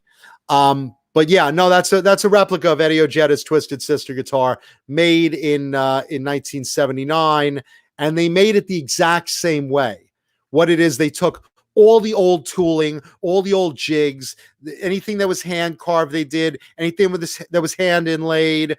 They took the original toolings, and they made them exactly as they did in 1979. And literally, that is one of my favorite playing guitars right now, because it plays just like a 79 San Dimas Charvel, and I have those to compare to. So unbelievable job by the Charvel Custom Shop, by Mike Shannon and Red Dave and Joe, and just incredible. And they made 11 of them. I had to get that one Matches my hat. There you go. So yeah, that's what that is, and it's incredible. It's got an X2N pickup in there, which I love the X2N pickup. I like a hot pickup usually, and that one just has just enough distortion to sound nice, but not muddy. It's just really crisp and sharp and loud, and just plays amazing. So yeah, that's what that that's what that is. That's great. Brent Rossum says, in Sharon Osbourne's voice, smack the piss out of that old like button down there, Ozzy. I'm going to hit the like button. I just hit it once. There you are. Thumbs up, everybody. Thank you, Ozzy. Let's see. So what do we got? Going back to our questions, let's see our results. Johnny, keep track of this. So we got 1 vote for Bobby, 1 vote for Bobby Brown, 1 vote for Tawny. And yes, Renus Pinkle, the Fallen Angel video. I think that was it that she was in. Bobby Brown. Another vote for Tawny. 1 vote for Madonna. Different type. I mean, she was the lead. I'm talking just a video vixen. Another vote for Tawny. Lita Ford. Britney Spears. Come on, Joe Hervey. I mean, yeah, but, different. Another vote for Tawny. Tawny. Lita, Tawny. I'm seeing a lot more for Tawny than Bobby. Everyone remembers Tawny Katane dancing on those damn Jaguars. Yeah, it's got to be Tawny Katane. I mean, look, Cherry Pie was an awesome video. I love Warrant. That was a great song, et cetera, et cetera. But yeah, all those Whitesnake videos that Tawny's in the tub, Tawny's on the Jaguar, Tawny's walking down the alley and yanks down her sunglasses. I mean, Tawny Katane, she's got to hold that crown. I got to agree with that. John Bulware wants to know where to get Bang Energy drink. I'm glad you asked, or at least the corporate offices of Bang Energy drink are glad. He says he lives in Oakland in the Bay Area. Well, Johnny, you're over there. You've seen it up there. Oh, yeah. Yeah. Dude, you can get them. They have them at they got rows and rows and rows at Safeway. 7-Eleven, gas stations. Basically anywhere you find like, Red Bull or Monster or any of that other swill. These just taste better, and there's no heart palpitations like you get with some of the others. So it's really good. Yeah, you don't want those. But that's usually gas station or something. Ben Rossum likes Maple Next too. That's what I say, man. I mean, Rosewood is that middle of being really warm and sounding a good tone. Ebony's really sharp. Maple's very bright, but something about Maple. I like that brightness in a metal guitar. I mean, and that's what I like, Mm-hmm. Yeah. Ben Rossum agrees. Let's see. On the Desert Island guitar question, Jason Lee picks a PV Wolfgang. Nice. Oh, and John Bulware wants to know, speaking of video vixens, who was the chick in the Sam Kinison Wild Thing video?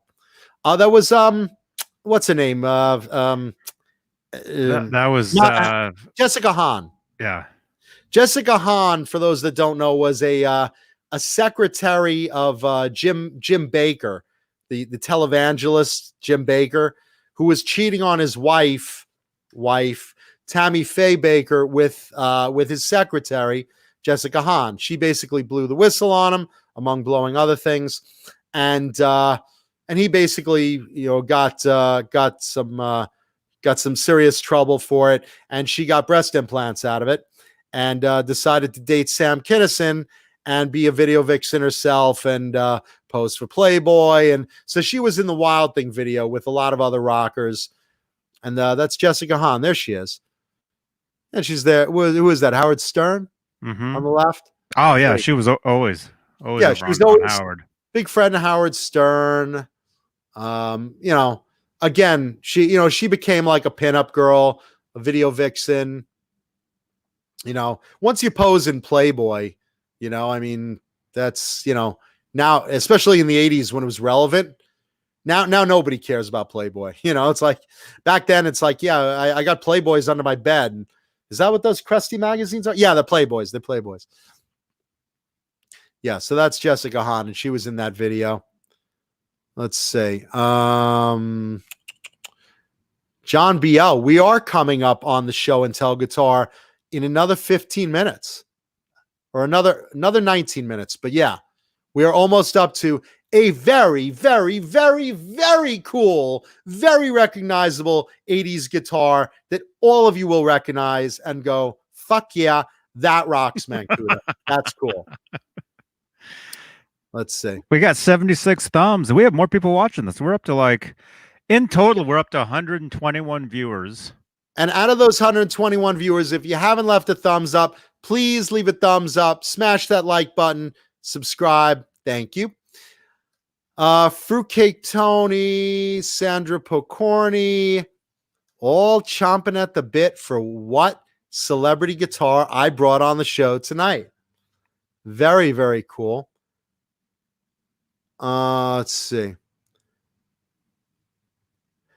Bent Rossum says, have you ever seen a double bubble graphic guitar? Double bubble, the candy wrapper? The 1970s and 80s candy wrapper? I have not. I've seen a bazooka candy wrapper graphic that was on a Kramer Beretta. We showed that on the show last week. That's probably what they're talking about. Bring that graphic up, Johnny. I think this is the guitar you're asking about, Ben. Or Tom, as we call it. It wasn't double bubble. It was bazooka. But I'm sure that's probably what you're thinking, man. I love unique graphics like that, especially stuff of the time, I'm not seeing any double bubble. Oh, there we go. Shit. Well, that's not. Well, Crowbar says Bobby Brown looked like she would take one in the dirt and lick the shovel. ATM. ATM, baby. Oh, my God. Oh, here's a great question. Let's see. No, not bubble. Go to bazooka. Oh, the bazooka. Bazooka bubble gum. That one. Oh yeah, we showed that one. Yeah, the bazooka bubble gum wrapper. Remember the little bazooka bubble gums? They'd be like 2 cents, and you'd open it up, and it had like this little Bazooka Joe comic strip, and like you'd look at it and you'd like read the strip. It made no sense. No sense whatsoever. It had like characters probably from the 1930s that no one cared about, and the joke was dumb. And then you got this little rock hard piece of gum that you'd like chew and chew and chew until it like got semi-soft. And then you're like, oh my God, there's the flavor. Oh, it's gone. Oh, the flavor would last like 2 seconds, but it was 2 cents. Yeah, it only lasted for a second. Okay, so there's double bubble, and that's bazooka, or that's a variation of bazooka. That one has Bazooka Joe on it. Who are these kids who wear their parents? Put in bazooka Kramer Beretta. We should go back to that one page I was on where it had all of them. Remember that? Yeah. Because that was where we saw it. And while we're doing that, while we're looking for that Bazooka Joe or Bazooka Rapper Kramer Beretta, Loogie Flux wants to know, do I own any guitars from Heinrich Ostergood of Dirty Looks? Who, for those that don't know, Heinrich was the lead singer and guitar player and head writer of the band Dirty Looks, who I consider them one of my personal favorite and most underrated bands of the 80s.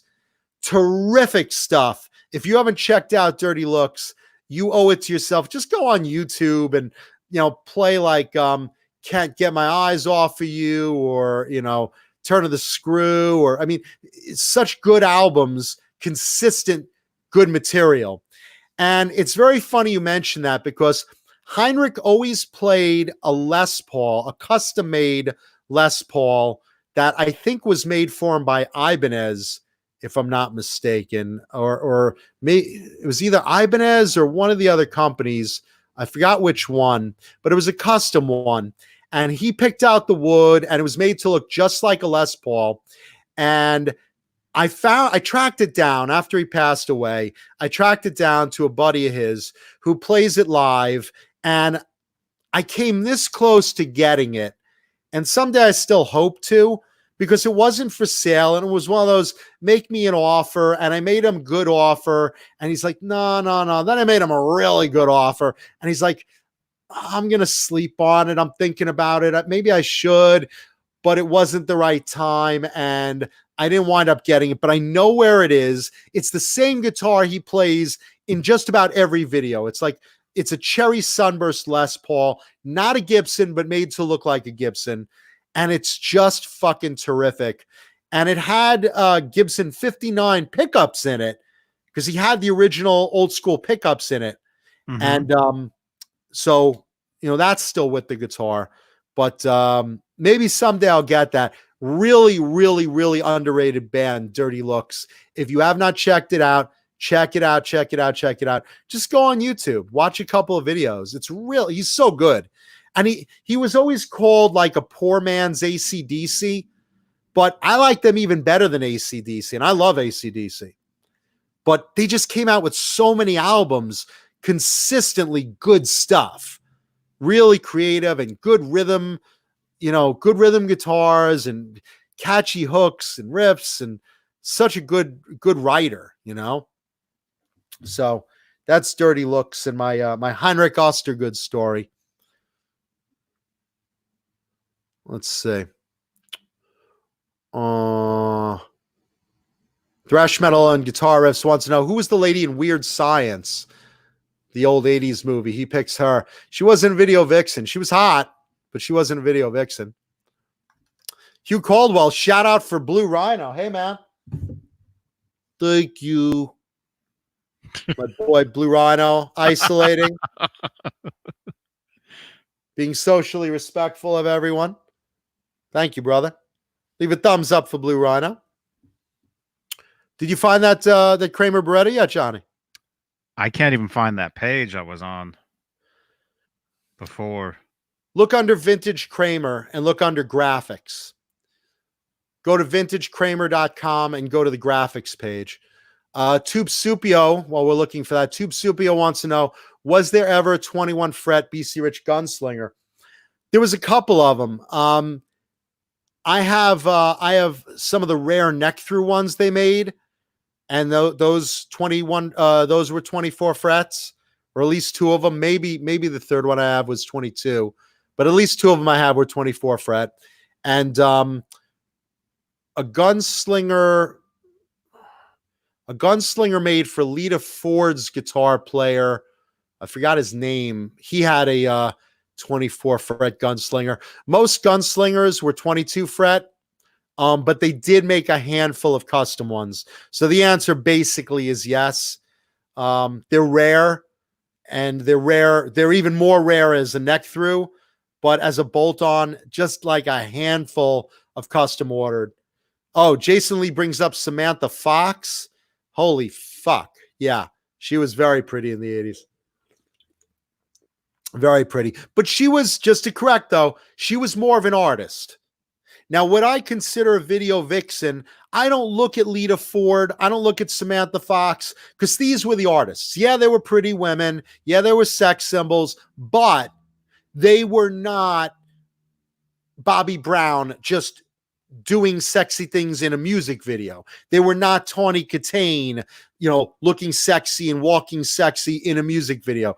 Those were the actual artists. So as artists, you got to respect them because they came on. And again, you want to go into the genre. A few people also brought up Madonna and Britney Spears and, girls like that later on.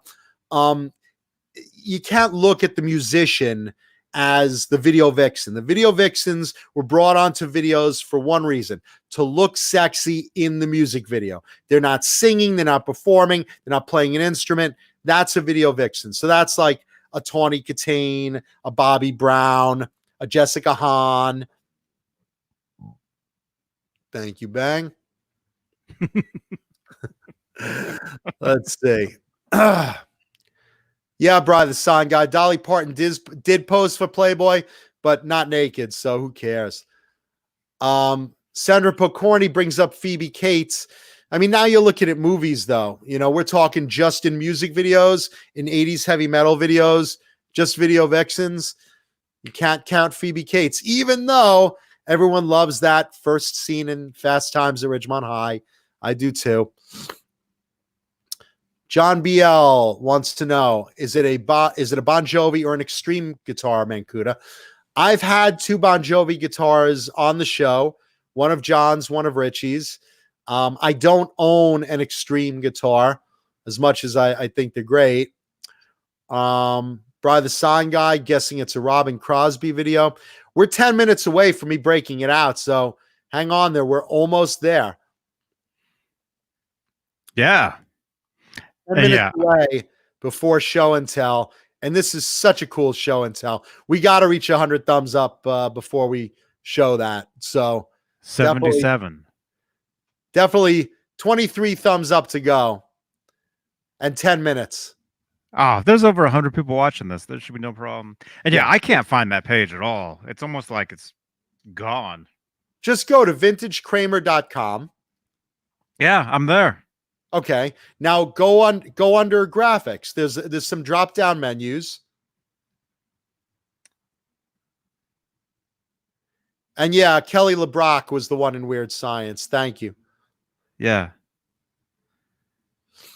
Let's see. Parts and finishes.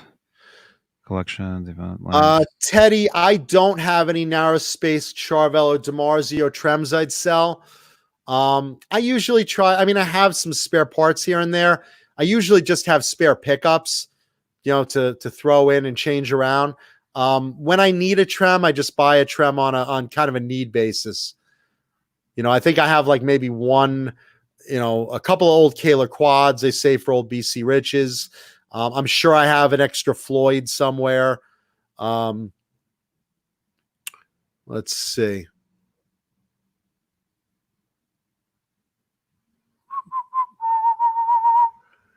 I'm just scrolling through the chat. Oh, yeah. Jeff Cornell, the girl in the Rat Lay It Down video. She was beautiful. I forget her name, but that's a video vixen. Absolutely. That's John a good Biel. example. John Biel, thank you so much. Yeah, I can't find it at all. John Biel just sent it. Oh, cool. Hugh Caldwell wants to know, is Nita Strauss overrated or really good? Nita Strauss is really good. She is a flame on her guitar. She just, it's like a fucking hurricane. She's terrific. And again, there are these guys out there that say, oh, but she's a girl. How good could she be? Bullshit. Look at Lita Ford. There's so many amazing girl players. The girls in the Iron Maidens, Courtney Cox. And keep in mind, she was originally the lead guitarist in the Iron Maidens. And now she's with Alice Cooper. Alice Cooper, a major established musician, is not gonna, just say, oh, Nita Strauss is pretty, I'm gonna have her. No, he's gonna take his pick of the litter. Because who wouldn't want to be Alice Cooper's lead guitar player? There you go. Thank you, John Biel. Thank you, John Biel. Let's see. So we're looking for the bazooka one? Yeah. Let's see. I know it's on there somewhere. There it is, right there. Zoom in. There you go, brother. That's the Bazooka Bubblegum Kramer Beretta graphic. Now, that was a custom order. And if you own that, by the way, send me a private message on my Facebook, Jonathan Mancuda, because I would love a shot at buying that particular guitar. The original one. I mean, I could have a graphics guy make it for me, but I'd love to get the vintage one that was made back then, because that thing is terrific, man. I love that guitar. Yeah, that's very cool. Let's see. Chris Bevan wants to know, have I heard of the band Axe? The song is called All Through the Night. First song I ever learned in my room at age 13. Great tune. I have not, but I will now make a a note of it because I love checking out music. So I have not, but I will after the show. Okay, cool beans. How much time until we're up to 79? 79 likes, 21 more thumbs up, and we will pull out today's show and tell guitar, which is a very cool celebrity guitar from a well-known band of the 80s. You're going to dig this because I was jazzed as fuck to own this. Is Teddy still here? Teddy, I think, is still here, right? Teddy wants to jump in really quickly. I think he has something he wants to say. Okay, we got 5 minutes. He's a good guy. He's been on here before over the years. Come on, brother. He's a good dude. We can have Teddy. Teddy, if you're in here, I'm going to send this to you.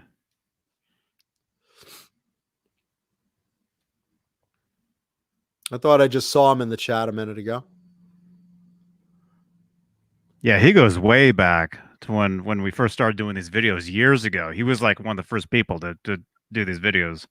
And he never learned his lesson, even after I came on the cast. Huh? Teddy. Terrible. There you go, Teddy. Yeah. Hello, Daddy. Hello, Mom. I'm your cherry bomb. Let's see. 82 thumbs. We got 18 to go. 18 thumbs up to go. Come on, there's 120 people in the chat. We can take a second, leave a like, leave a thumbs up. We can do it. I guarantee you're going to be so happy you did. Listen, there's tons of people trapped in your house right now. Get them all on their phones. Grandma! What's wrong? Leave a thumbs up for the Johnny Beane Show. I don't like the Johnny Beane Show. Just give a thumbs up. I want to see the fucking guitar. 83. Well, that's Grandma. I don't like that Mancuda. He's disrespectful, disgusting, and I do like Jell-O. That would be really funny. Imagine like you have me as a house guest. I'm trapped in your house in quarantine. In the middle of the night, I violate your Jell-O. I threw it in back in the fridge, hoping you won't notice. You know, because now it looks cloudy. Now it's that custardy Jell-O. You know that what is that with Jell-O and cream and shit, and what is that like? You know what I'm talking about with coconut and cherries. What is that crap? The like vanilla. Ambrosia. Now it looks like ambrosia because it's all gooed up, right? I put it back in the fridge, and there's Grandma, not even knowing I'm in the house. Oh, somebody made ambrosia, my favorite. Yeah. It's salty and tangy. It's supposed to just be cherry. But I have a feeling it tastes like Mancuda's banana. Oh, boy. It's banana. That's what it is. Oh, it's banana. It's banana cream pie. Have you tried one of those? Or that's tonight. Oh, listen to Sandra Pocorni, thank you for the We Love Blue Rhino hashtag. I'd love to see that trending. Everyone loves Blue Rhino. Blue Rhino gets no complaints on the show. I get letters from the FCC. I get Facebook and YouTube warnings.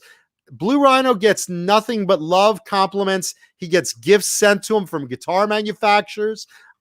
Everyone loves Blue Rhino. Hey, California home builders. How are you, brother? Hey, man. How we doing on thumbs? 86.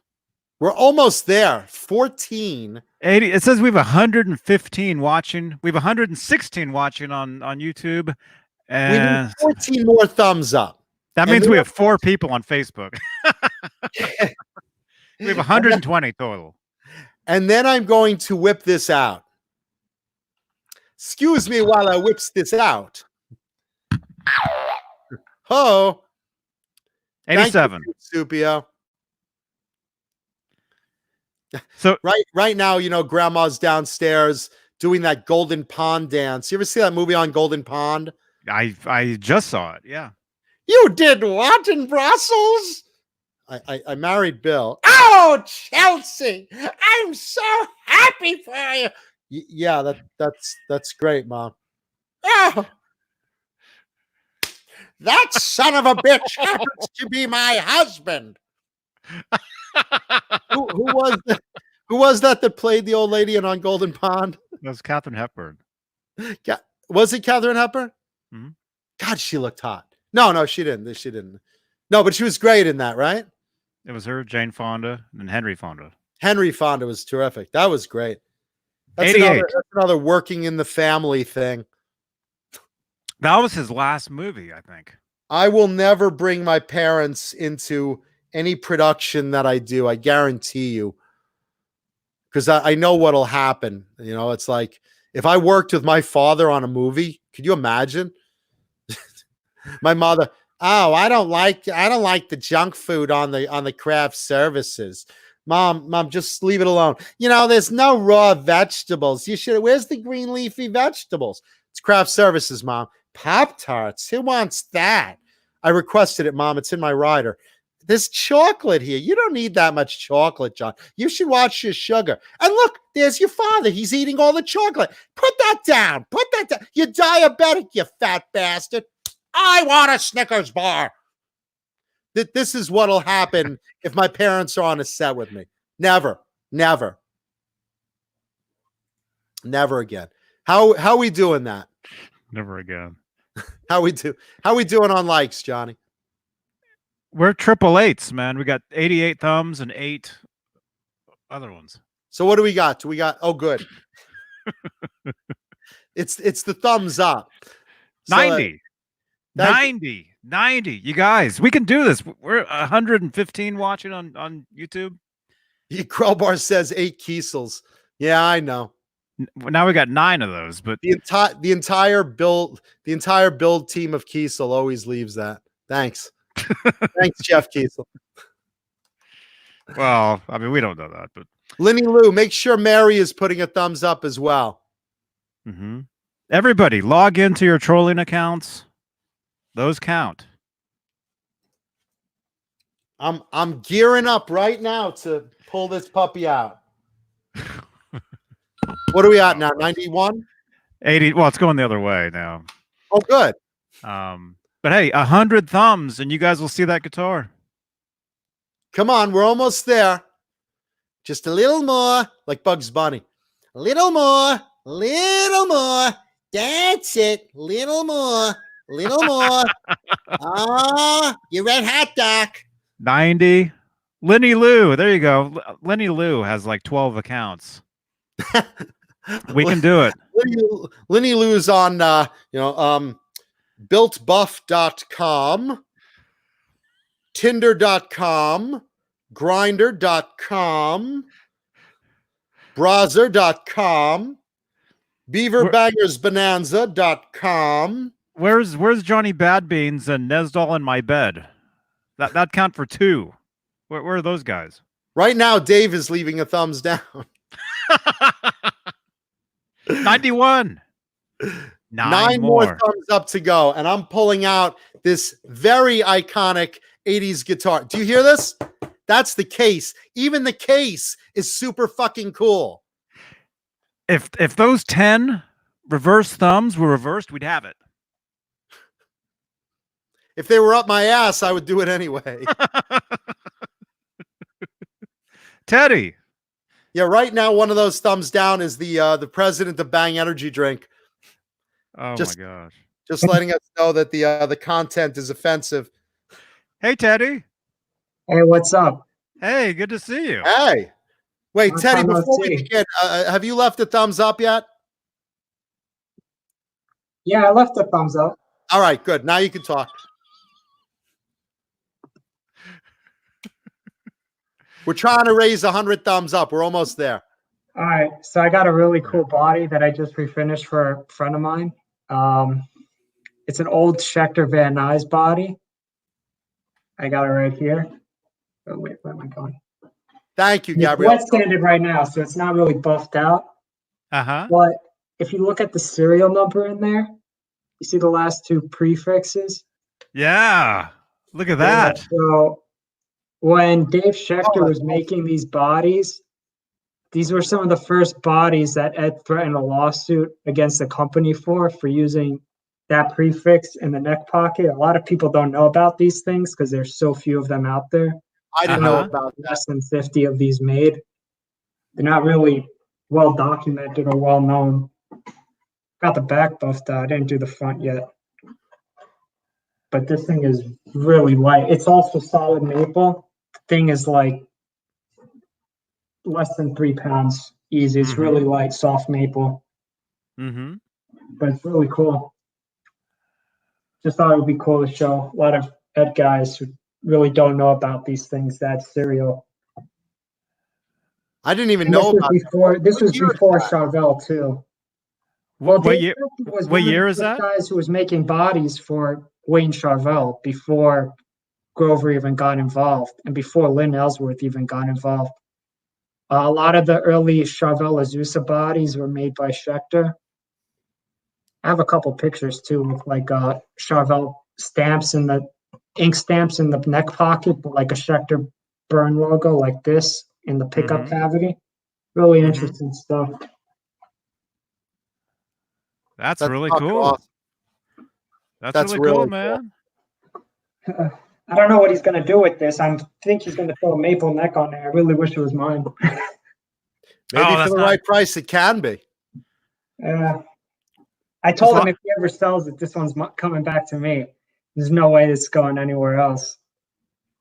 Yeah, just lock your door. Hey, listen, hey. when he comes back for it, just say, hey, whoa, quarantine, man, social distancing. I can't give you this guitar now. I want to. Well, he's in Detroit, so like I gotta mail it back to him. I mean, I could just not mail it back to him. No, you don't want to do that. So hey, are you Amanda building? Coombs, we gave you a shout out earlier. One fly guy. Before. Are you building that guitar? Like totally building it up? No, I'm not building this out. I'm sending this back to him. He has a era appropriate Schecter neck for this body. This would have been like 79, 78.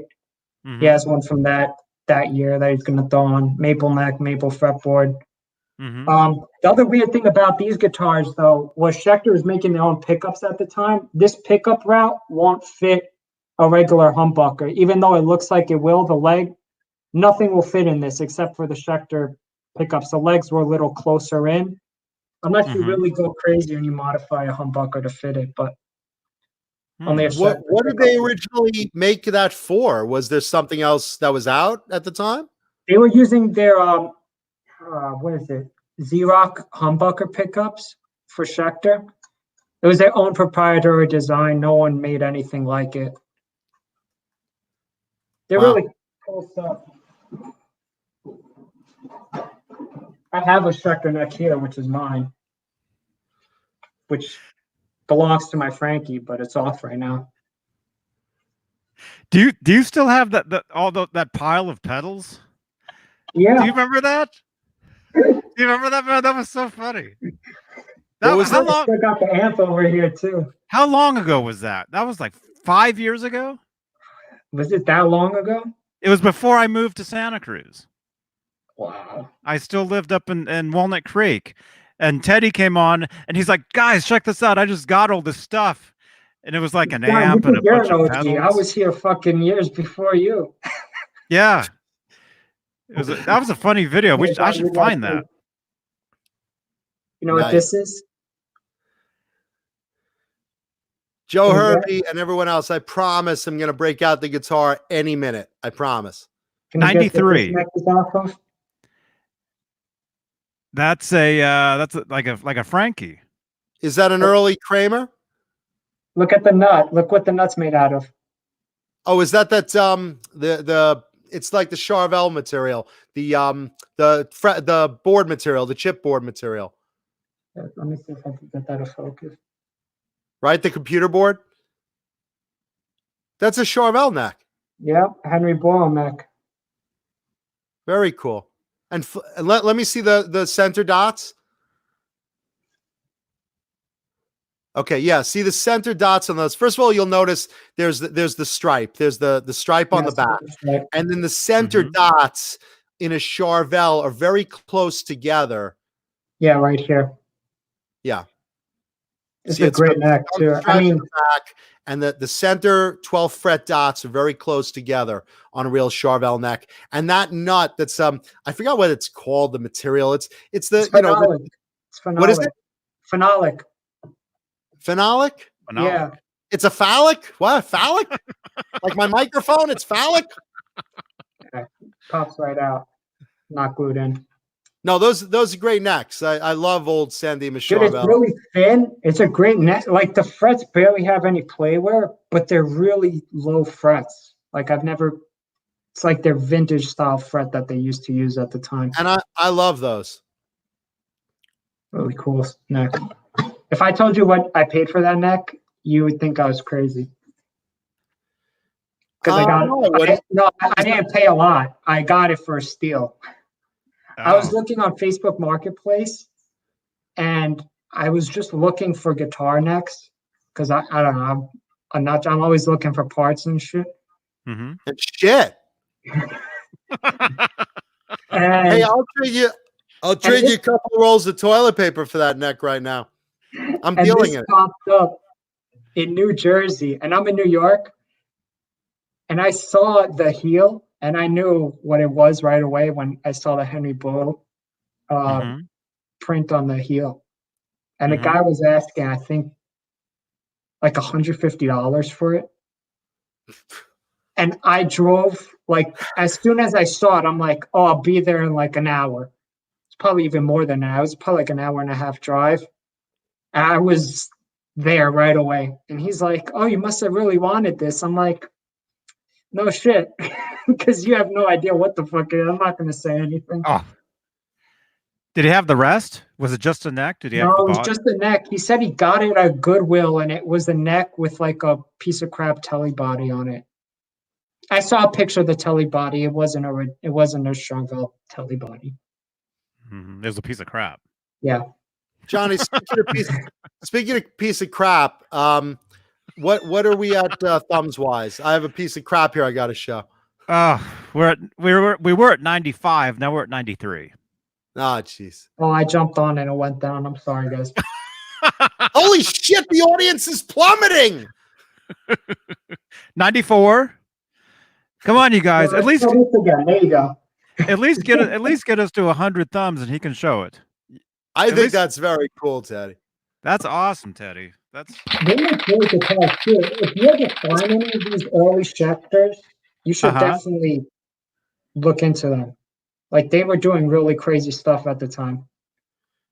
Right now, I'm looking into my neighbor's window. I'm so lonely. I'm so fucking lonely. I'm sorry, Mrs. Anderson. 96. Come on. We got 4 more, and then we have a super fucking cool show and tell guitar today. Super fucking cool. Yeah. You guys That'll won't look believe so sick when it's done. So what does the guy have the right pickup for that then? Yeah, he's a crazy Schecter collector. He probably has like close to 100 Schecters. Hey, Rico. Wow. Hi, Rico. Rico. Suave. He's like, no, man, Kuda, that's not me. It's not. Stop that. You got to give him a hint for like what guitar you're gonna bring out to try to get those likes up. Are we there? We're like, how many thumbs up are we away? You're 2 away. You got to give a hint. 97. 2 more, guys. I gave 2 more. Earlier. I said it's a very well-known guitar, seen in a lot of videos, seen in a lot of concerts, by a hair band that's still going today with very little membership change. Where's my I can log into my second channel. 98. No, that's cheating. I want to from the audience. We have a huge chat room right now. 98. 2 more. 2 more thumbs, and then it's guitar time. How have you Yes. guys been handling all of this crazy shit that's been going on? Linny Lou and Mary just thumbs up. I've just been staying at home. Uh, I haven't really gone anywhere. Really? Hold on, Johnny. For weeks. The audience is 102. saying we reached 100. Are we at 100 thumbs? 102. Thank you. Okay, 101. Okay. guys, See it. you have earned this. This is for everyone. We appreciate you so fucking much. We No, he love our doesn't. audience. Thank you so much for the thumbs up. Now it's payoff time. This is super cool. I'm going to show you the case first because even the case is stenciled with the band logo. For all of you that guessed, ladies and gentlemen, here we Is it go. pink? Oh. Wow.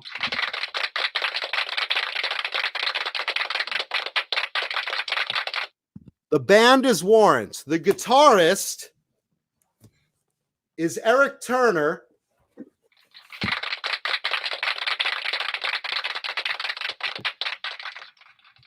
And the guitar itself is so up my alley. So up my alley. Look at that thing.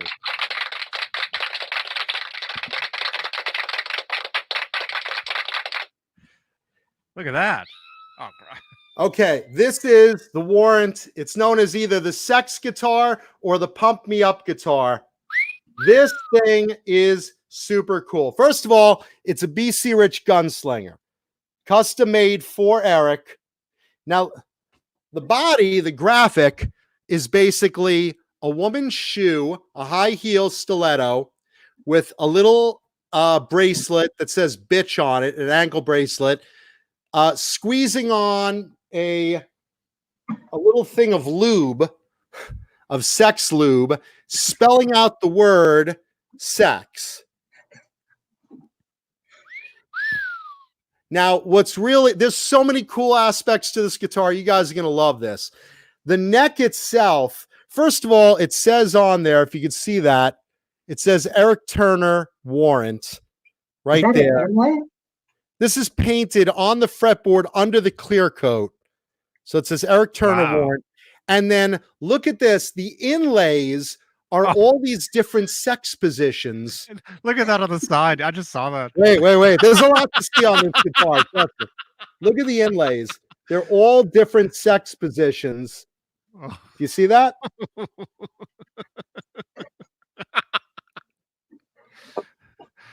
Oh. How great is that? Man. That's only the Those beginning. are all painted, right? All the inlays are painted. All the markers. Well, everything's hand painted. This was done by the great Dan Lawrence, who is just top of the top. Now I'm not sure if that's an EMG. I don't believe it is. It could be, but it's painted over and it's original to the guitar. I don't feel like pulling it, but sometimes Dan puts guitar covers on over it and puts on a regular pickup of your choice. So I'm not sure. It does have a single coil up there as well. Now, here's what's really neat. I mean, there's so much really neat about it.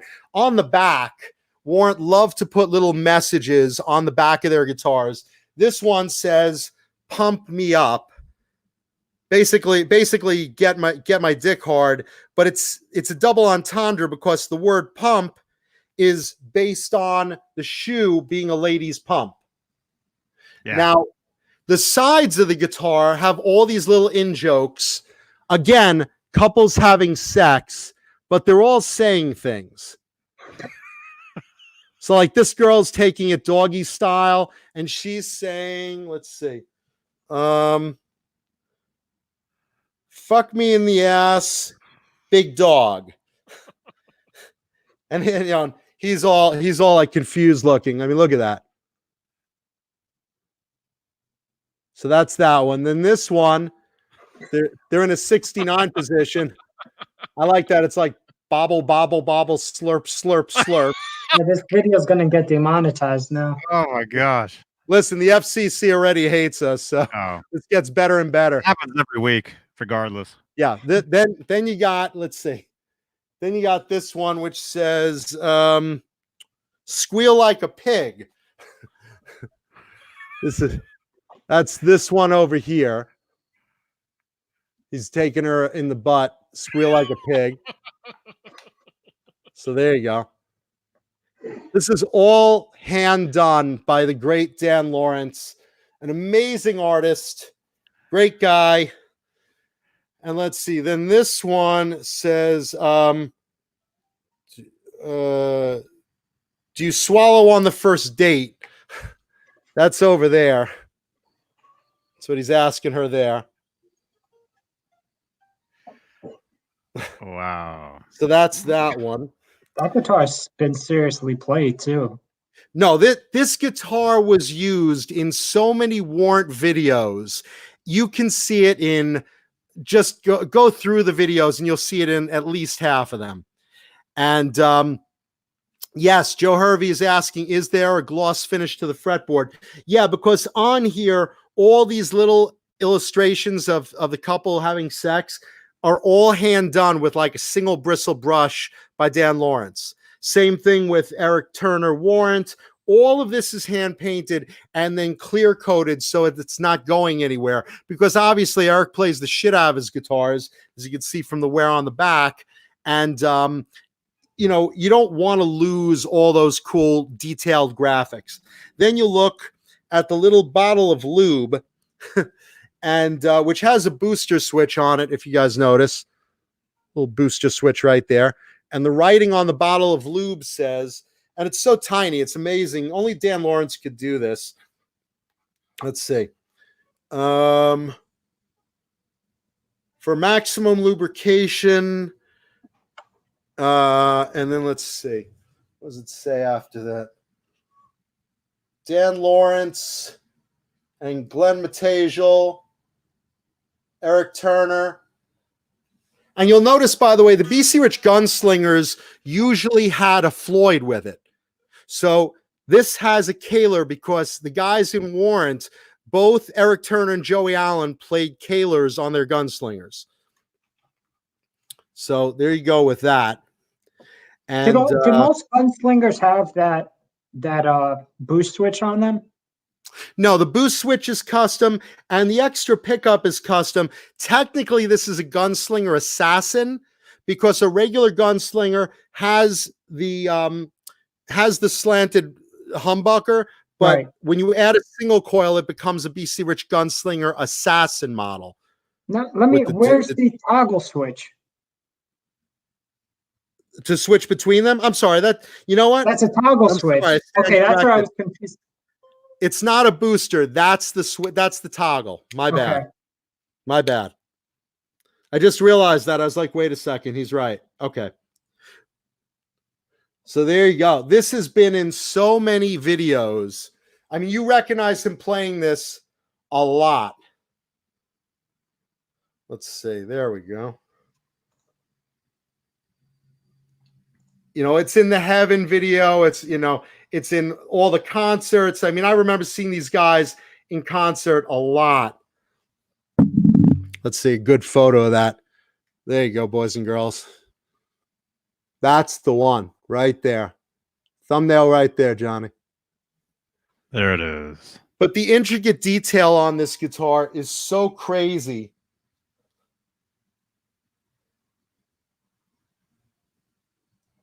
Yeah, whatever video you're watching of Warrant, chances are was in most of them. It wasn't in the Cherry Pie video because for that video, they borrowed all red guitars from various companies. The only custom guitar for that was the Cherry Pie bass that Jerry Dixon played, and that's a whole nother instrument. And maybe someday that'll appear on the show. You never know.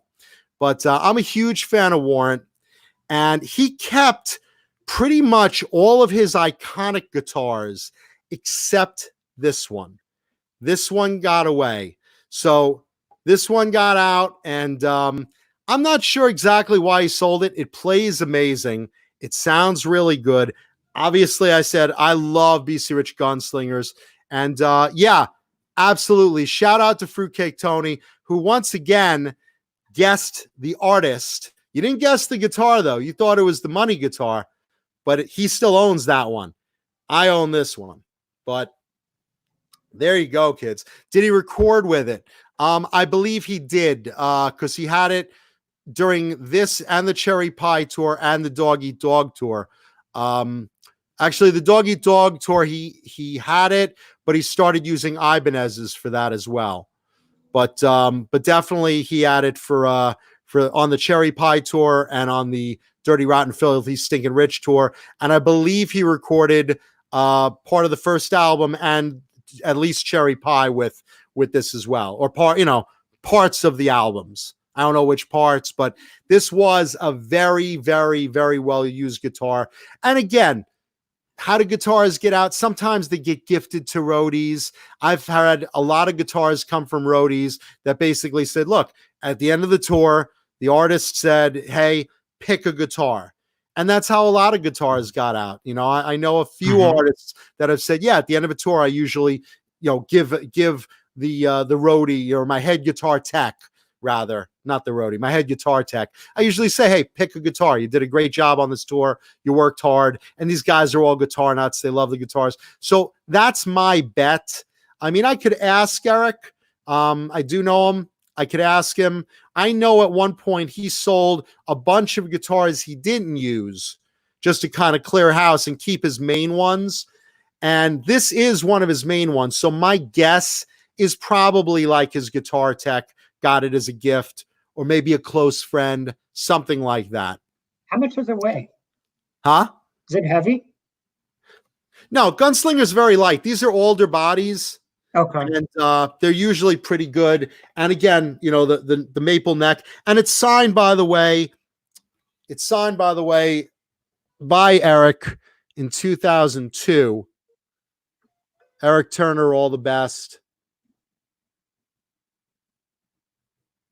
So nice. Always nice to That's have cool. The guitar signed. And I love the 69 that says slurp, slurp, bobble, bobble. And of course the girl is saying, fuck me in the ass, big dog, as the guy's like, okay. That's pretty funny. Wow.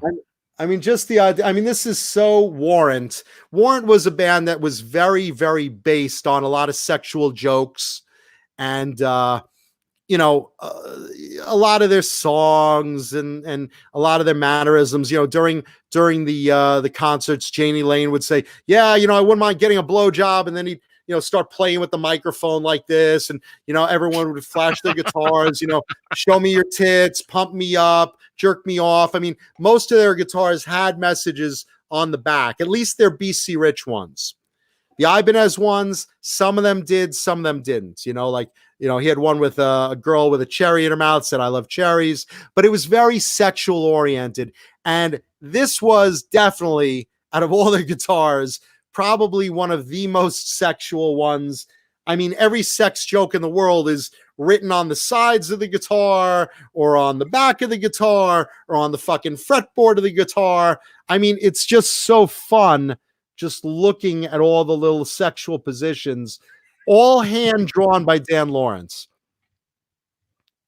And again, love the BC Rich Gunslingers with the pointed reverse headstocks. Terrific. Mm-hmm. But now there you go. Eric Turner's sex guitar, his Pump Me Up guitar from Warrant during their most prime time of Dirty Rotten Filthy Stinkin' Rich and Cherry Pie. Very recognizable.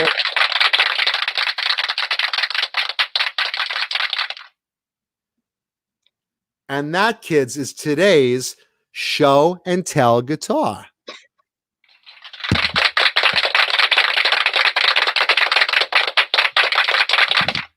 Now, before you were talking about, came with an old photo. I mean, if you Google Eric Turner, you will see photos of this guitar just everywhere. I mean, it's in most Warrant videos. It's in magazines and pinups and posters, and like I said, I've chased Eric for a while to sell me one of his guitars, And he once offered me one that I didn't want, and he wouldn't part with the one I really wanted. And then I found out he didn't have the sex guitar, which shocked me. I didn't ask him why, but he said he got rid of it, a few years, years back, like around 2002. And, basically I did detective work and hunted and tracked it down. And there you go. I mean, like I said, I really wanted a Warrant guitar. I have basses from them. Those are the only basses I own are Jerry Dixon's basses. I have 3 of them from the first, couple of albums, and they're cool and super. The problem is I don't play bass. I don't. I know a few bass lines, but I don't play bass. As a hobby, I play guitar. That's what I like. So I really wanted either his or Joey Allen's guitar, and something recognizable. I've been offered other guitars from later tours and later years, and hey, do you want this? I'm like, which one is that? If I have to ask which one is that, then it's probably not one I want. With this, I could say, well, is it the Felix the Cat guitar, the Roadrunner guitar? Okay, those are Joey Allen's I would want. With Eric Turner, I say, is it the Dirty, Rotten, Filthy, Stinking Rich Money guitar? Is it the Nagel? Is it the Sex guitar? Is it the Trojan Graphic? If it's not one of those 4, I don't care. The idea that I was able to get one of the ones I want, I'm so thankful and blessed to be able to share this with you guys and girls. And this is what it's about, because you know how I feel about the hobby. Playing guitar is a hobby for me. I'm not a pro player. I'm an actor. Okay. But for guitars, I love going on my couch in my living room, learning songs and noodling around. And, look, I want celebrity guitars of the guitars I saw in concerts and in videos in the 80s, the ones that I dreamed about and had on posters in my locker. And, that's what I want. So when I get a chance to buy a guitar like that, I am so happy to share it with all of you guys and girls, because something like that has to be shared. You have to share it. You can't throw it in a fucking storage unit. It needs to be played. It needs to be maintained. And most of all, it needs to be shared with our beloved audience. So I'm glad you guys like that one. That's for you. Tony, let me ask you, with that guitar, I know most of the gunslingers, they came with Floyds, and that one didn't. But Yeah. the ones that did come with Floyds, did they have the locking nut behind the nut usually, or was it like a normal Floyd nut? Like, this one again, the Warrant guys, both Eric Turner and Joey Allen specifically were big players and endorsees of Kahler. So this one has a Kahler on it, and all their guitars have Kahlers, and then that's a Kahler nut. Right. You see the bigger screw? If the normal production one, BC Rich Gunslingers usually would have, if they would have like the behind the nut Floyd rose. You know how sometimes you see a guitar with a Floyd and they have the drilled not hole? a Floyd nut, but they have like another locking nut behind a regular bone nut, like the drilled holes. They're talking the drilled holes back here. Okay. Right. The first year of Gunslingers, they did that. They did the old school Floyd nut, and they drilled holes back here. And then they started realizing, okay, it's weakening the neck a little bit. From now on, we'll just, top load the screws in there. We won't drill them from the back. So the last bunch of Gunslingers did not have it like that. So that's basically, and again, they'll build you whatever you want. Like, right. As a good example, there you go. And most of the ones with Floyds, they pull up too, right? It's not just a dive only. Oh yeah, because it was a recessed trem on most of the Gunslingers. Yeah. No, I think only the first few prototypes, maybe a few of those had non-recessed trems. I'd have to look. I have a few of the first prototypes. I'd have to look, but I know the model itself always had a recessed Floyd. And again, look, if you think Grandma's offended by the show, I mean, this guitar is having sex like 100 different ways on it. I mean, it screams sex. It has sex on it. Every fucking thing is sex on this thing. You can't unsee it. Yeah, that's a lot of stuff. Yeah, that's a fun time. And again, just hats off to Dan Lawrence, man, to do graphics like this with just microscopic details, like he did on the details on these couples having sex, and all the little things written on the tube of lube, and the detail on the bitch bracelet. I mean, just the details that he went into and on these graphics is just so incredible. I mean, they're really, really single brush details. I mean, it must have taken him so much time, and look at the dirt on the back of that maple. This thing was played to death. Look at that. Nothing like Dan dirty is definitely maple. one of the best finishers alive to Right? date. That's awesome, man. Yeah, so pump me up, baby. That's for you guys and girls out there surviving quarantine. Yeah. I'll sell you two. I'll trade you 2 rolls of toilet paper for that guitar. Hey, man, I just traded 5 rolls to get a ticket. I'm fucked on. Joe Hervey wants to know, how does it sound and play? I mean, it basically, it sounds good. You expect it. It doesn't sound anything different than like you'd expect an EMG type pickup to sound. Is EMG my favorite pickup? No, but they're cool. I like them. I like an X2N better. I like a DiMarzio Super 2 better. I could go on and on, but it's a cool sounding guitar. It has the right sound because, it was his guitar. Has it play? All BC Rich gunslingers play fucking amazing. These fucking necks are so fucking good. They're so smooth. They're so clean. It's like they're just like grease lightning. It's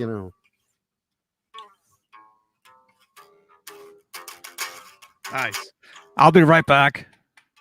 Play something.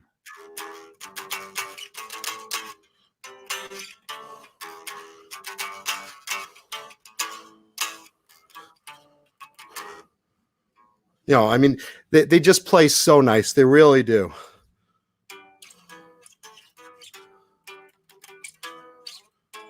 What year would you say that was made? 88 would be my guess. 88. Yeah. Yeah, I mean, these necks are so fucking good. They're so good. They're just smooth. And again, this one has that coating.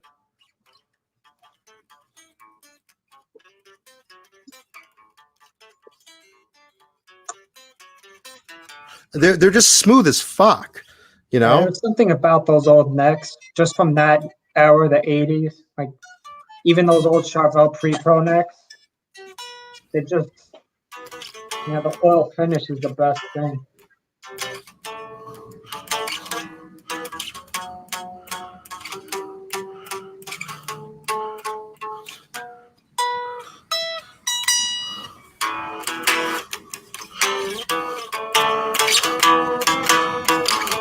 You more of a Taylor guy or a Floyd guy? Huh?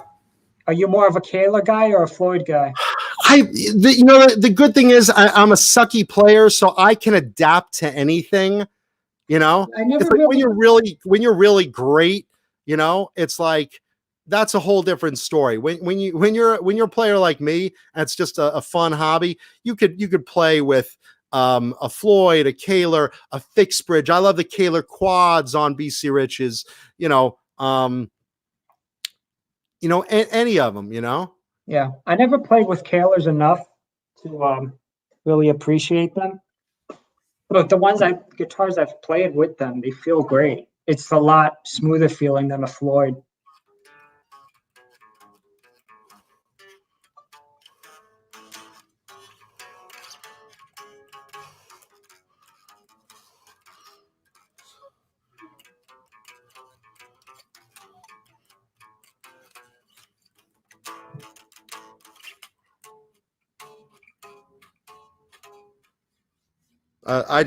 I love gunslinger necks. They're so fucking addictive. They're so addictive. Would you compare to like an old pre-pro Charvel, like that thin profile? Huh? Would you compare it to like an old pre-pro Charvel? That neck? See, that's the thing about gunslingers. Those necks were modeled after pre-pro Charvels. That's what they were. Or let me correct that. They were modeled after San Dimas Charvels. So they're basically a poor man's San Dimas Charvel. Like a thin, deep profile, probably.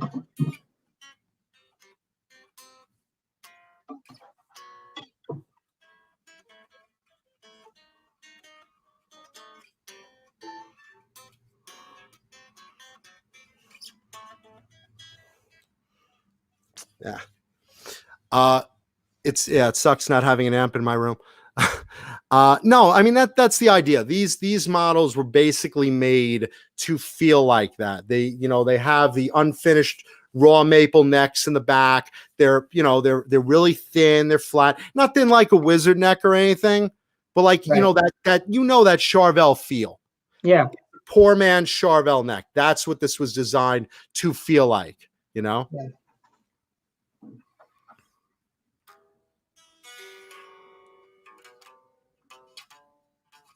Funny, I'm playing my Strat right now, and I stripped all the finish off of this neck too because I hate the tacky feeling. Just I'm trying to get as close to this neck as possible, really, because this neck, it's beautiful. It's got the feel. I need to get a body for this thing. I've been looking for like an 81 body.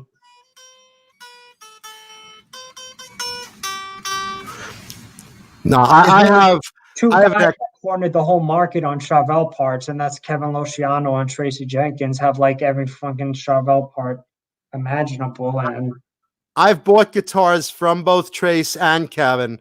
Great guys to deal with on both ends, and they have good taste. I mean, I bought a lot from Tracy, and I bought a couple of ones I really wanted from Kevin. My favorite guitar that any of those two guys own has to be that Blue Burst that Tracy owns, the bound top one. You know what I'm talking about?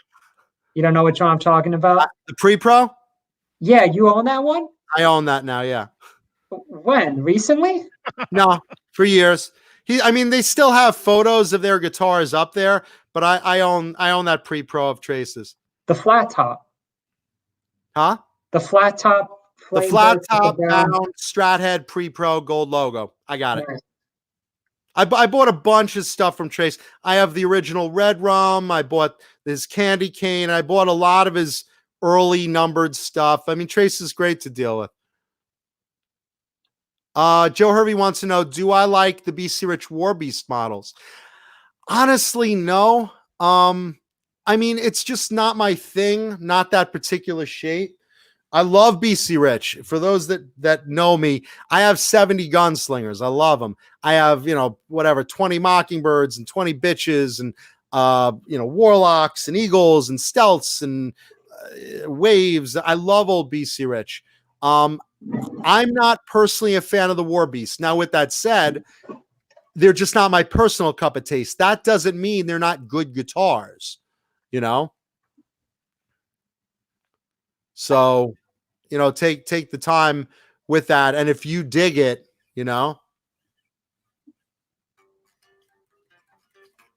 Cool, man. This has been keeping me sane over this whole isolation thing.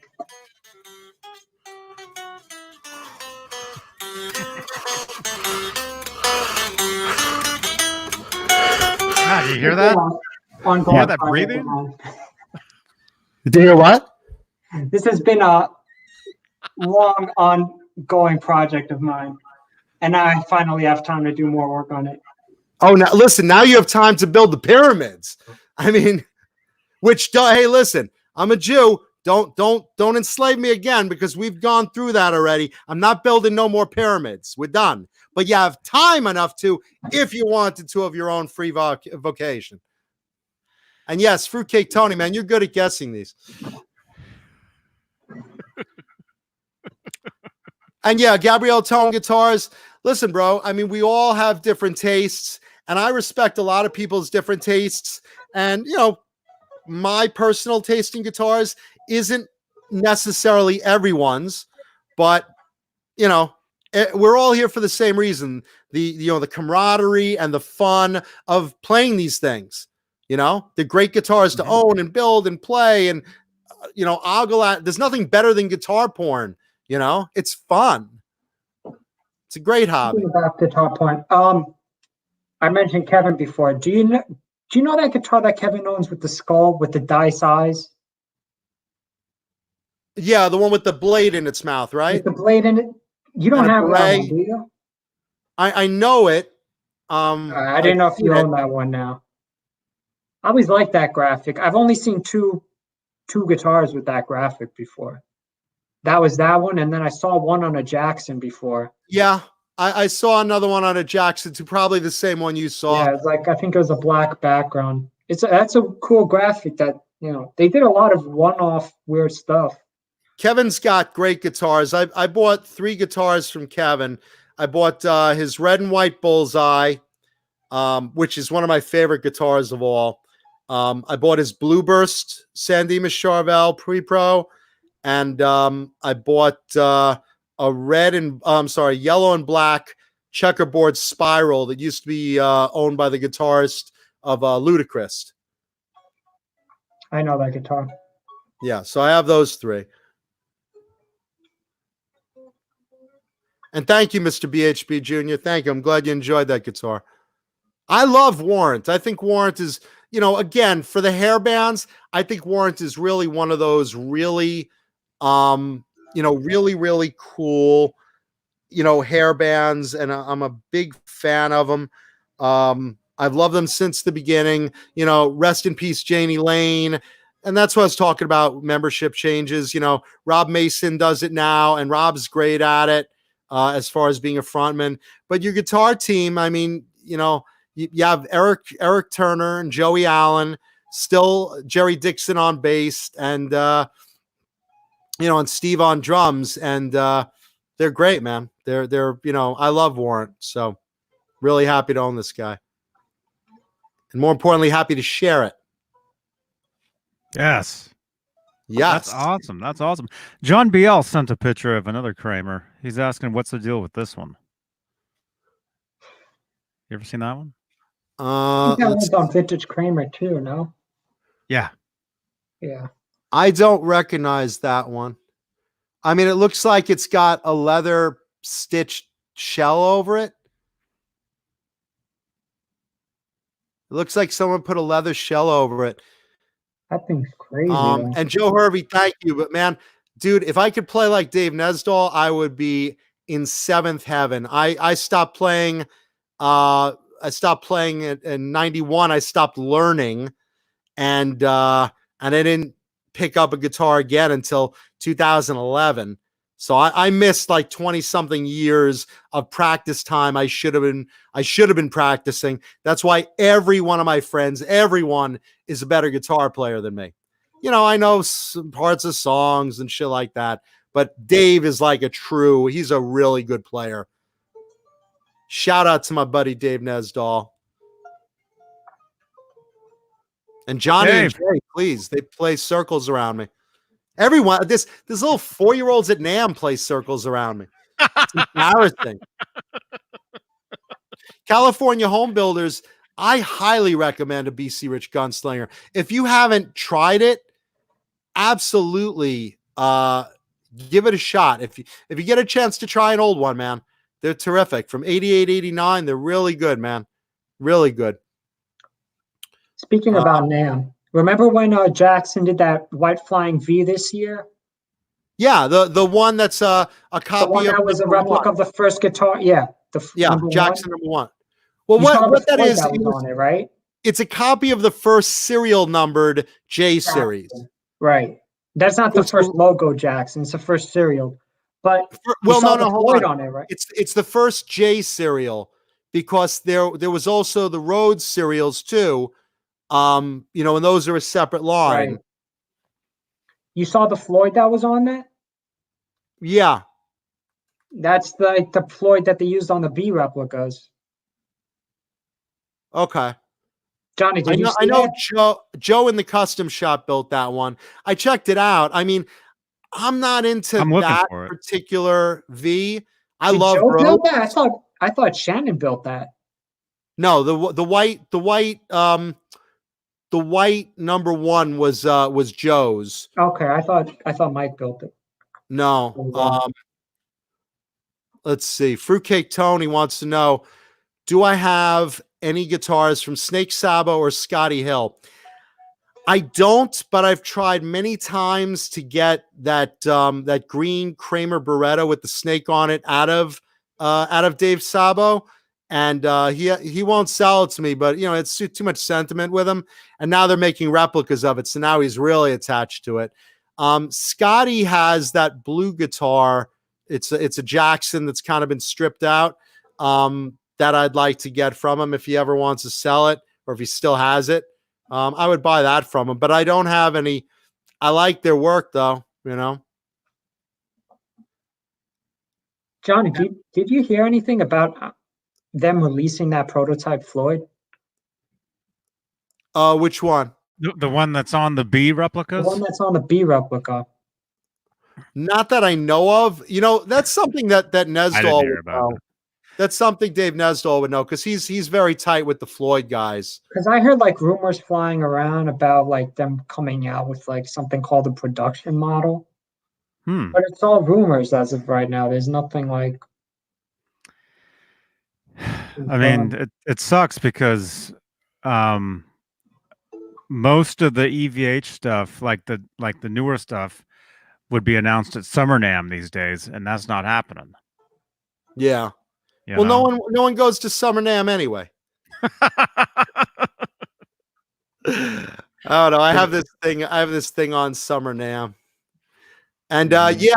Bushoff, that is the same Eric Turner who has a wine company now. Same guy. A lot of rockers have wines. You notice that? Ozzy has Sharon. Ozzy, we want more money. Gary Kramer, he has a winery. Thank you, Lenny Lou. Ed. And Krellbar, I said, is it Ludacris or Ludachrist? Ludicrous. Ludacris, right? That's what I thought.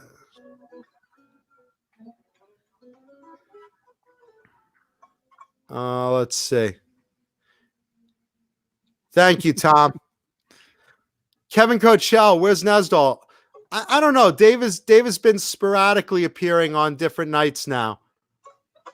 So I think he's I mean, obviously he's doing his own show, Nez Says, on Thursday. I think for the Johnny Beane channel, I think he's on Friday now. We're spreading the Nesdall love. Yeah, he says he'll be here on Friday. So Friday, okay. And if any of you guys caught the show that I did yesterday with Dave Sampin, I was live for a little bit, and then I jumped over to McNamara's channel to hang out with him and Alex Skolnick. Oh, cool. Who is an old friend of mine. And Skolnick said he would come on here. So I just got to get a hold of him and get him over here. Oh, that's cool. Yeah, Alex Skolnick of Testament. He's a monster player, of course. And if you guys haven't checked out our buddy Jason McNamara's channel, he's doing some great stuff. Don't check him out on Tuesdays between 5 and 8. But every other time that we're not on, no, check him out. And obviously check out Nez Says, Dave's show on Thursday. So we love Dave. Mm-hmm. And let's see. Thank you, Music Therapy Laz.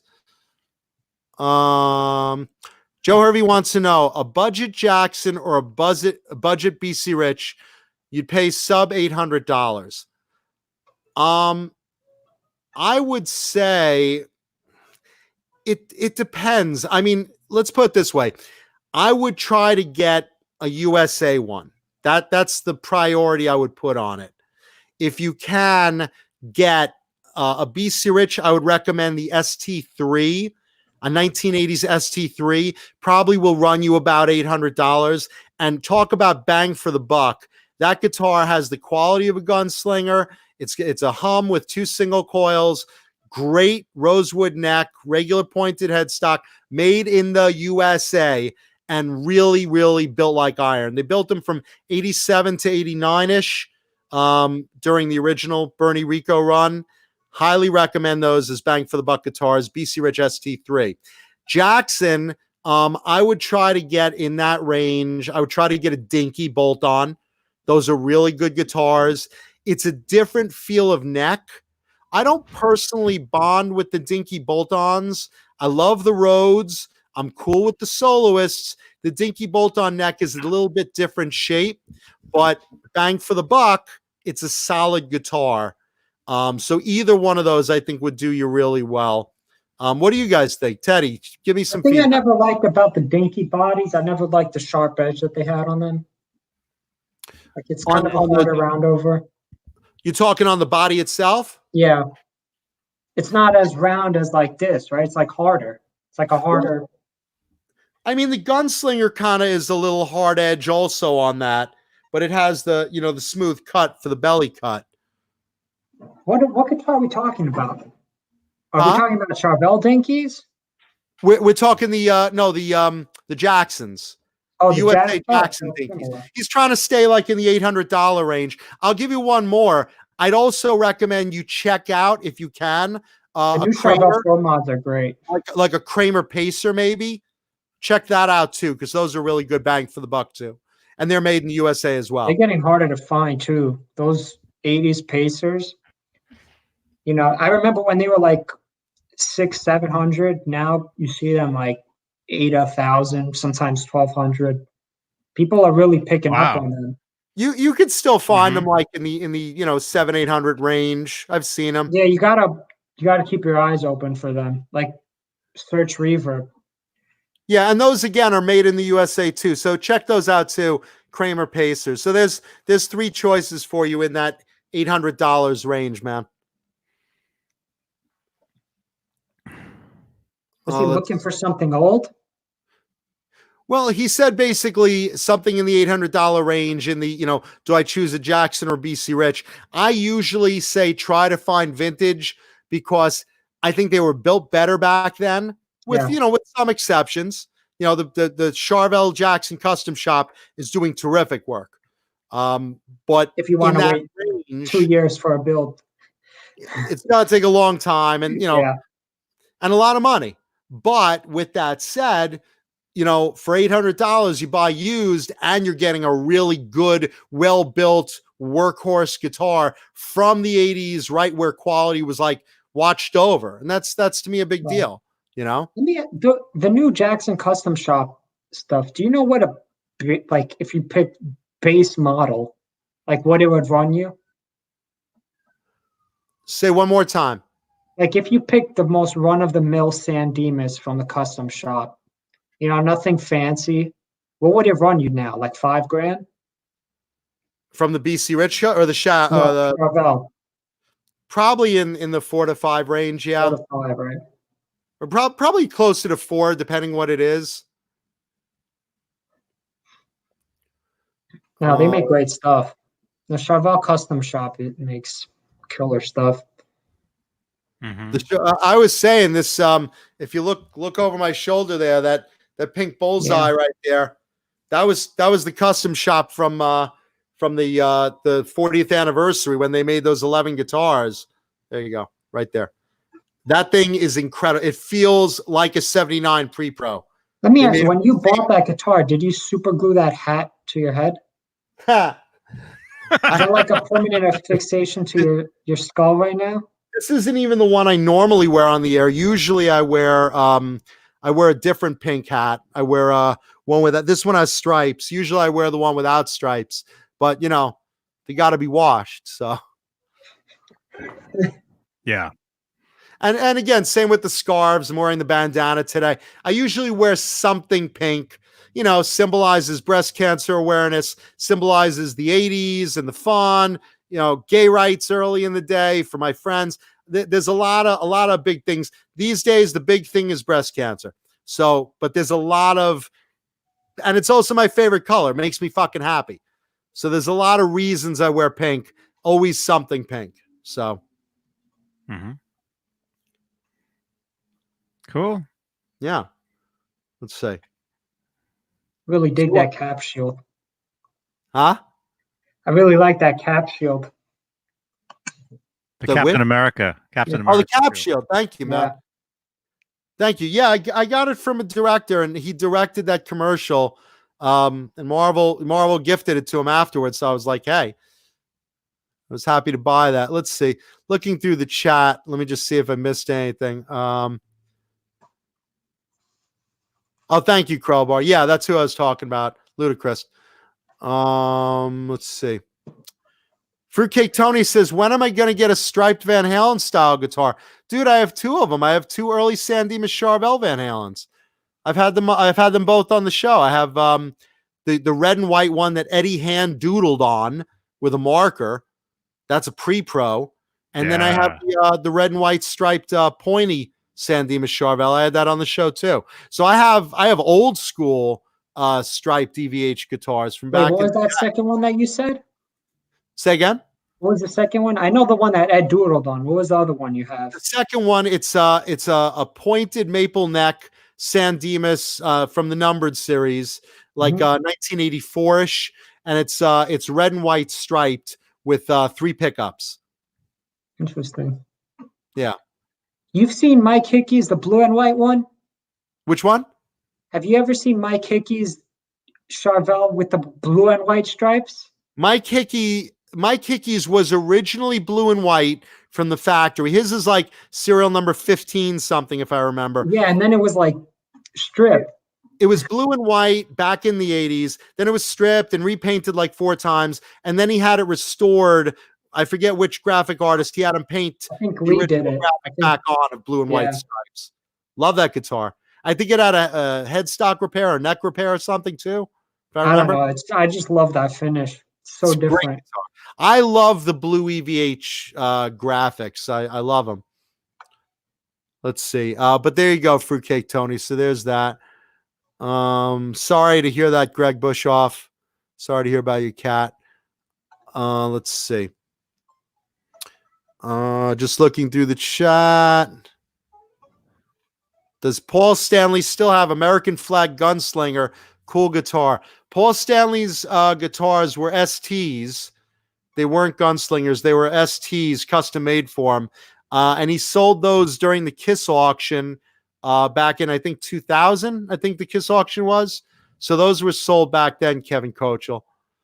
Yeah, he sold his left nut in that auction. Eric. Hey, I wish I was aware of that auction back then. I would have bought a bunch of stuff.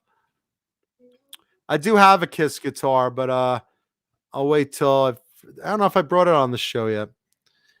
Thank you, Fruitcake Tony. So. Let's see. Tony. Papa Blue, we talked about the Kramer Beretta special earlier. For the money, you can't go wrong. $180, and you could always mod it. You could always change out the pickup. Mm-hmm. They're solid. They're solid guitars. Mm-hmm. Yeah, they're cool. You have a hard time finding one in stores because most guys don't really carry a lot of the new Kramer stuff. Your Sam Ash might have it. I walked into my Sam Ash the other day before, well, not the other day, 3 weeks ago now. Yeah. But and they had a Night Swan there, one of the newer Night Swans, and I was kind of shocked. Did you play it? Yeah, it was great. The R2 nut, right? Yeah, makes a big difference. Huge difference. I have one Night Swan from the 80s, and it was a custom shop one for Steve Brown of Trickster. And it's the one on the Trickster album cover. Okay. And it feels good, but you got to get used to it. And it doesn't have that middle. I don't mind the R1 nuts either. Like, I have small hands, so I kind of like. I'm sorry to hear that. Well, I just like skinnier necks. If I could get my thumb around it easier, I kind of like. I kind of like that more. You know, I should have The you jerk Warrant off. 5/8 stuff is great, but because this neck too, when I sanded this neck down, I kind of thinned it out a little bit, so I could get around it easier. Mm-hmm. Teddy, do you have a sister with small hands? Because if she could jerk me off, my dick would look a whole lot bigger. I wish I had small hands. Oh, I got a small dick. I got huge hands. Totally out of proportion. Ben Rosen wants to know when I'm opening an 80s rock guitar museum. I'm not. I come on the Johnny Beane show every week. Wow. Actually, let's see. Krellbar, Paul Stanley actually owned a few BC Rich Eagles. He had a leopard one that was repainted black with neon color stripes. He had another yellow with neon color stripes. I think he had 2 of them or 3 of them. So there you go. Let's see. Let's see. Lenny Lou, thank you, dear. I don't know, Johnny. We good? What else we got? I think that's our night. I think that's it. I'm going to give the infomercial. Look, first of all, thank you, everyone. We love our audience. You guys and girls are awesome.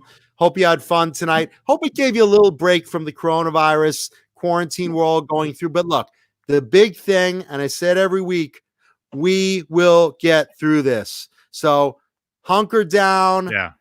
Be nice to your neighbors. Help the elderly if you can. Stay socially away from each other. Wash your hands a lot. Don't go out with a bandana, something. But just be careful out there. What'd you say, Teddy? Nothing. Hey, listen, I'm going to bounce on your fucking head. Here I am bouncing on your head. And listen, remember, do you have any old Soquel parts lying around? Huh? Do you keep any old Soquel parts lying around? I keep strap locks, brass knob. I have. I have one neck. I have one Strat head neck. That's pretty much it. You don't have any of these, right? No, are those crown heads? Yeah. No, I don't. I'm always looking for them. That's why. Nesdal just woke up. Is Dave here? No, but he's always after those tuners. Oh, yeah. Him and Rob, they drool over getting those harder things. and harder to find. I have a ton of them. They're all attached to pre-pro Charvels. Yeah. Yeah, but look, I want our audience to stay safe. Be careful, stay safe, stay healthy. And again, be kind to each other. Make sure to take care of each other. All right? And this way we can see you guys through the week in our other shows. Yeah, I know. The whole Jello at 4 a.m. thing. Thank you, California Home Builders. Love you, brother. That looked like a huge mess. I saw those pictures. Yeah, it was for those of you guys who want to see that, go on my Facebook, Jonathan Mancuda, Mankuta, and take a look, and you can see my sex with Jello photos. It seems to be a popular visual this week. You'll at least get a laugh out of it. Yeah. Okay. All right. So we're giving the wash your hands goodbye. Don't put pics in your mouth. Yeah. And leave comments below and like and subscribe. Thank you. We love you guys. Love all of you. Love all you guys. Great to see you, Teddy, man. It's been great a long to see you guys too. I gotta jump off too now because I gotta go do some college shit. And thanks for showing us that Kramer, Teddy. That's very cool. Wait, what? The body, the VH. Oh, that body? Yeah. Cool, well, it's not a Kramer. It's a the Charvel. The Charvel. It's a Schechter. Is there Schechter body or what? He already has the coronavirus. Then the short-term memory loss. I'm just stupid. I'm just ignorant. I know the neck was Charvel. What was the body? Schechter. Okay, Schechter. My bad. Yeah. I gotta Sorry, send you pictures of those old ones. You gotta keep your eyes open for them too. They're crazy. Now I'm cool. going to. Yeah. Now I'm going to. And thank you, John BL, for all the very coronavirus friendly emojis that you guys should look out for to remind you to watch. Yeah. Wash your hands. Don't even elbow bump people. Just wave. Yeah, just don't talk to anyone. Just flip them the bird. Just hey man, Kuda, fuck you. And that's to my grandma across the street. Oh my gosh. All right. Good night, everybody. Be careful. We love you guys and girls. We love you. Good night, everyone. See you guys later. Play that music, Johnny.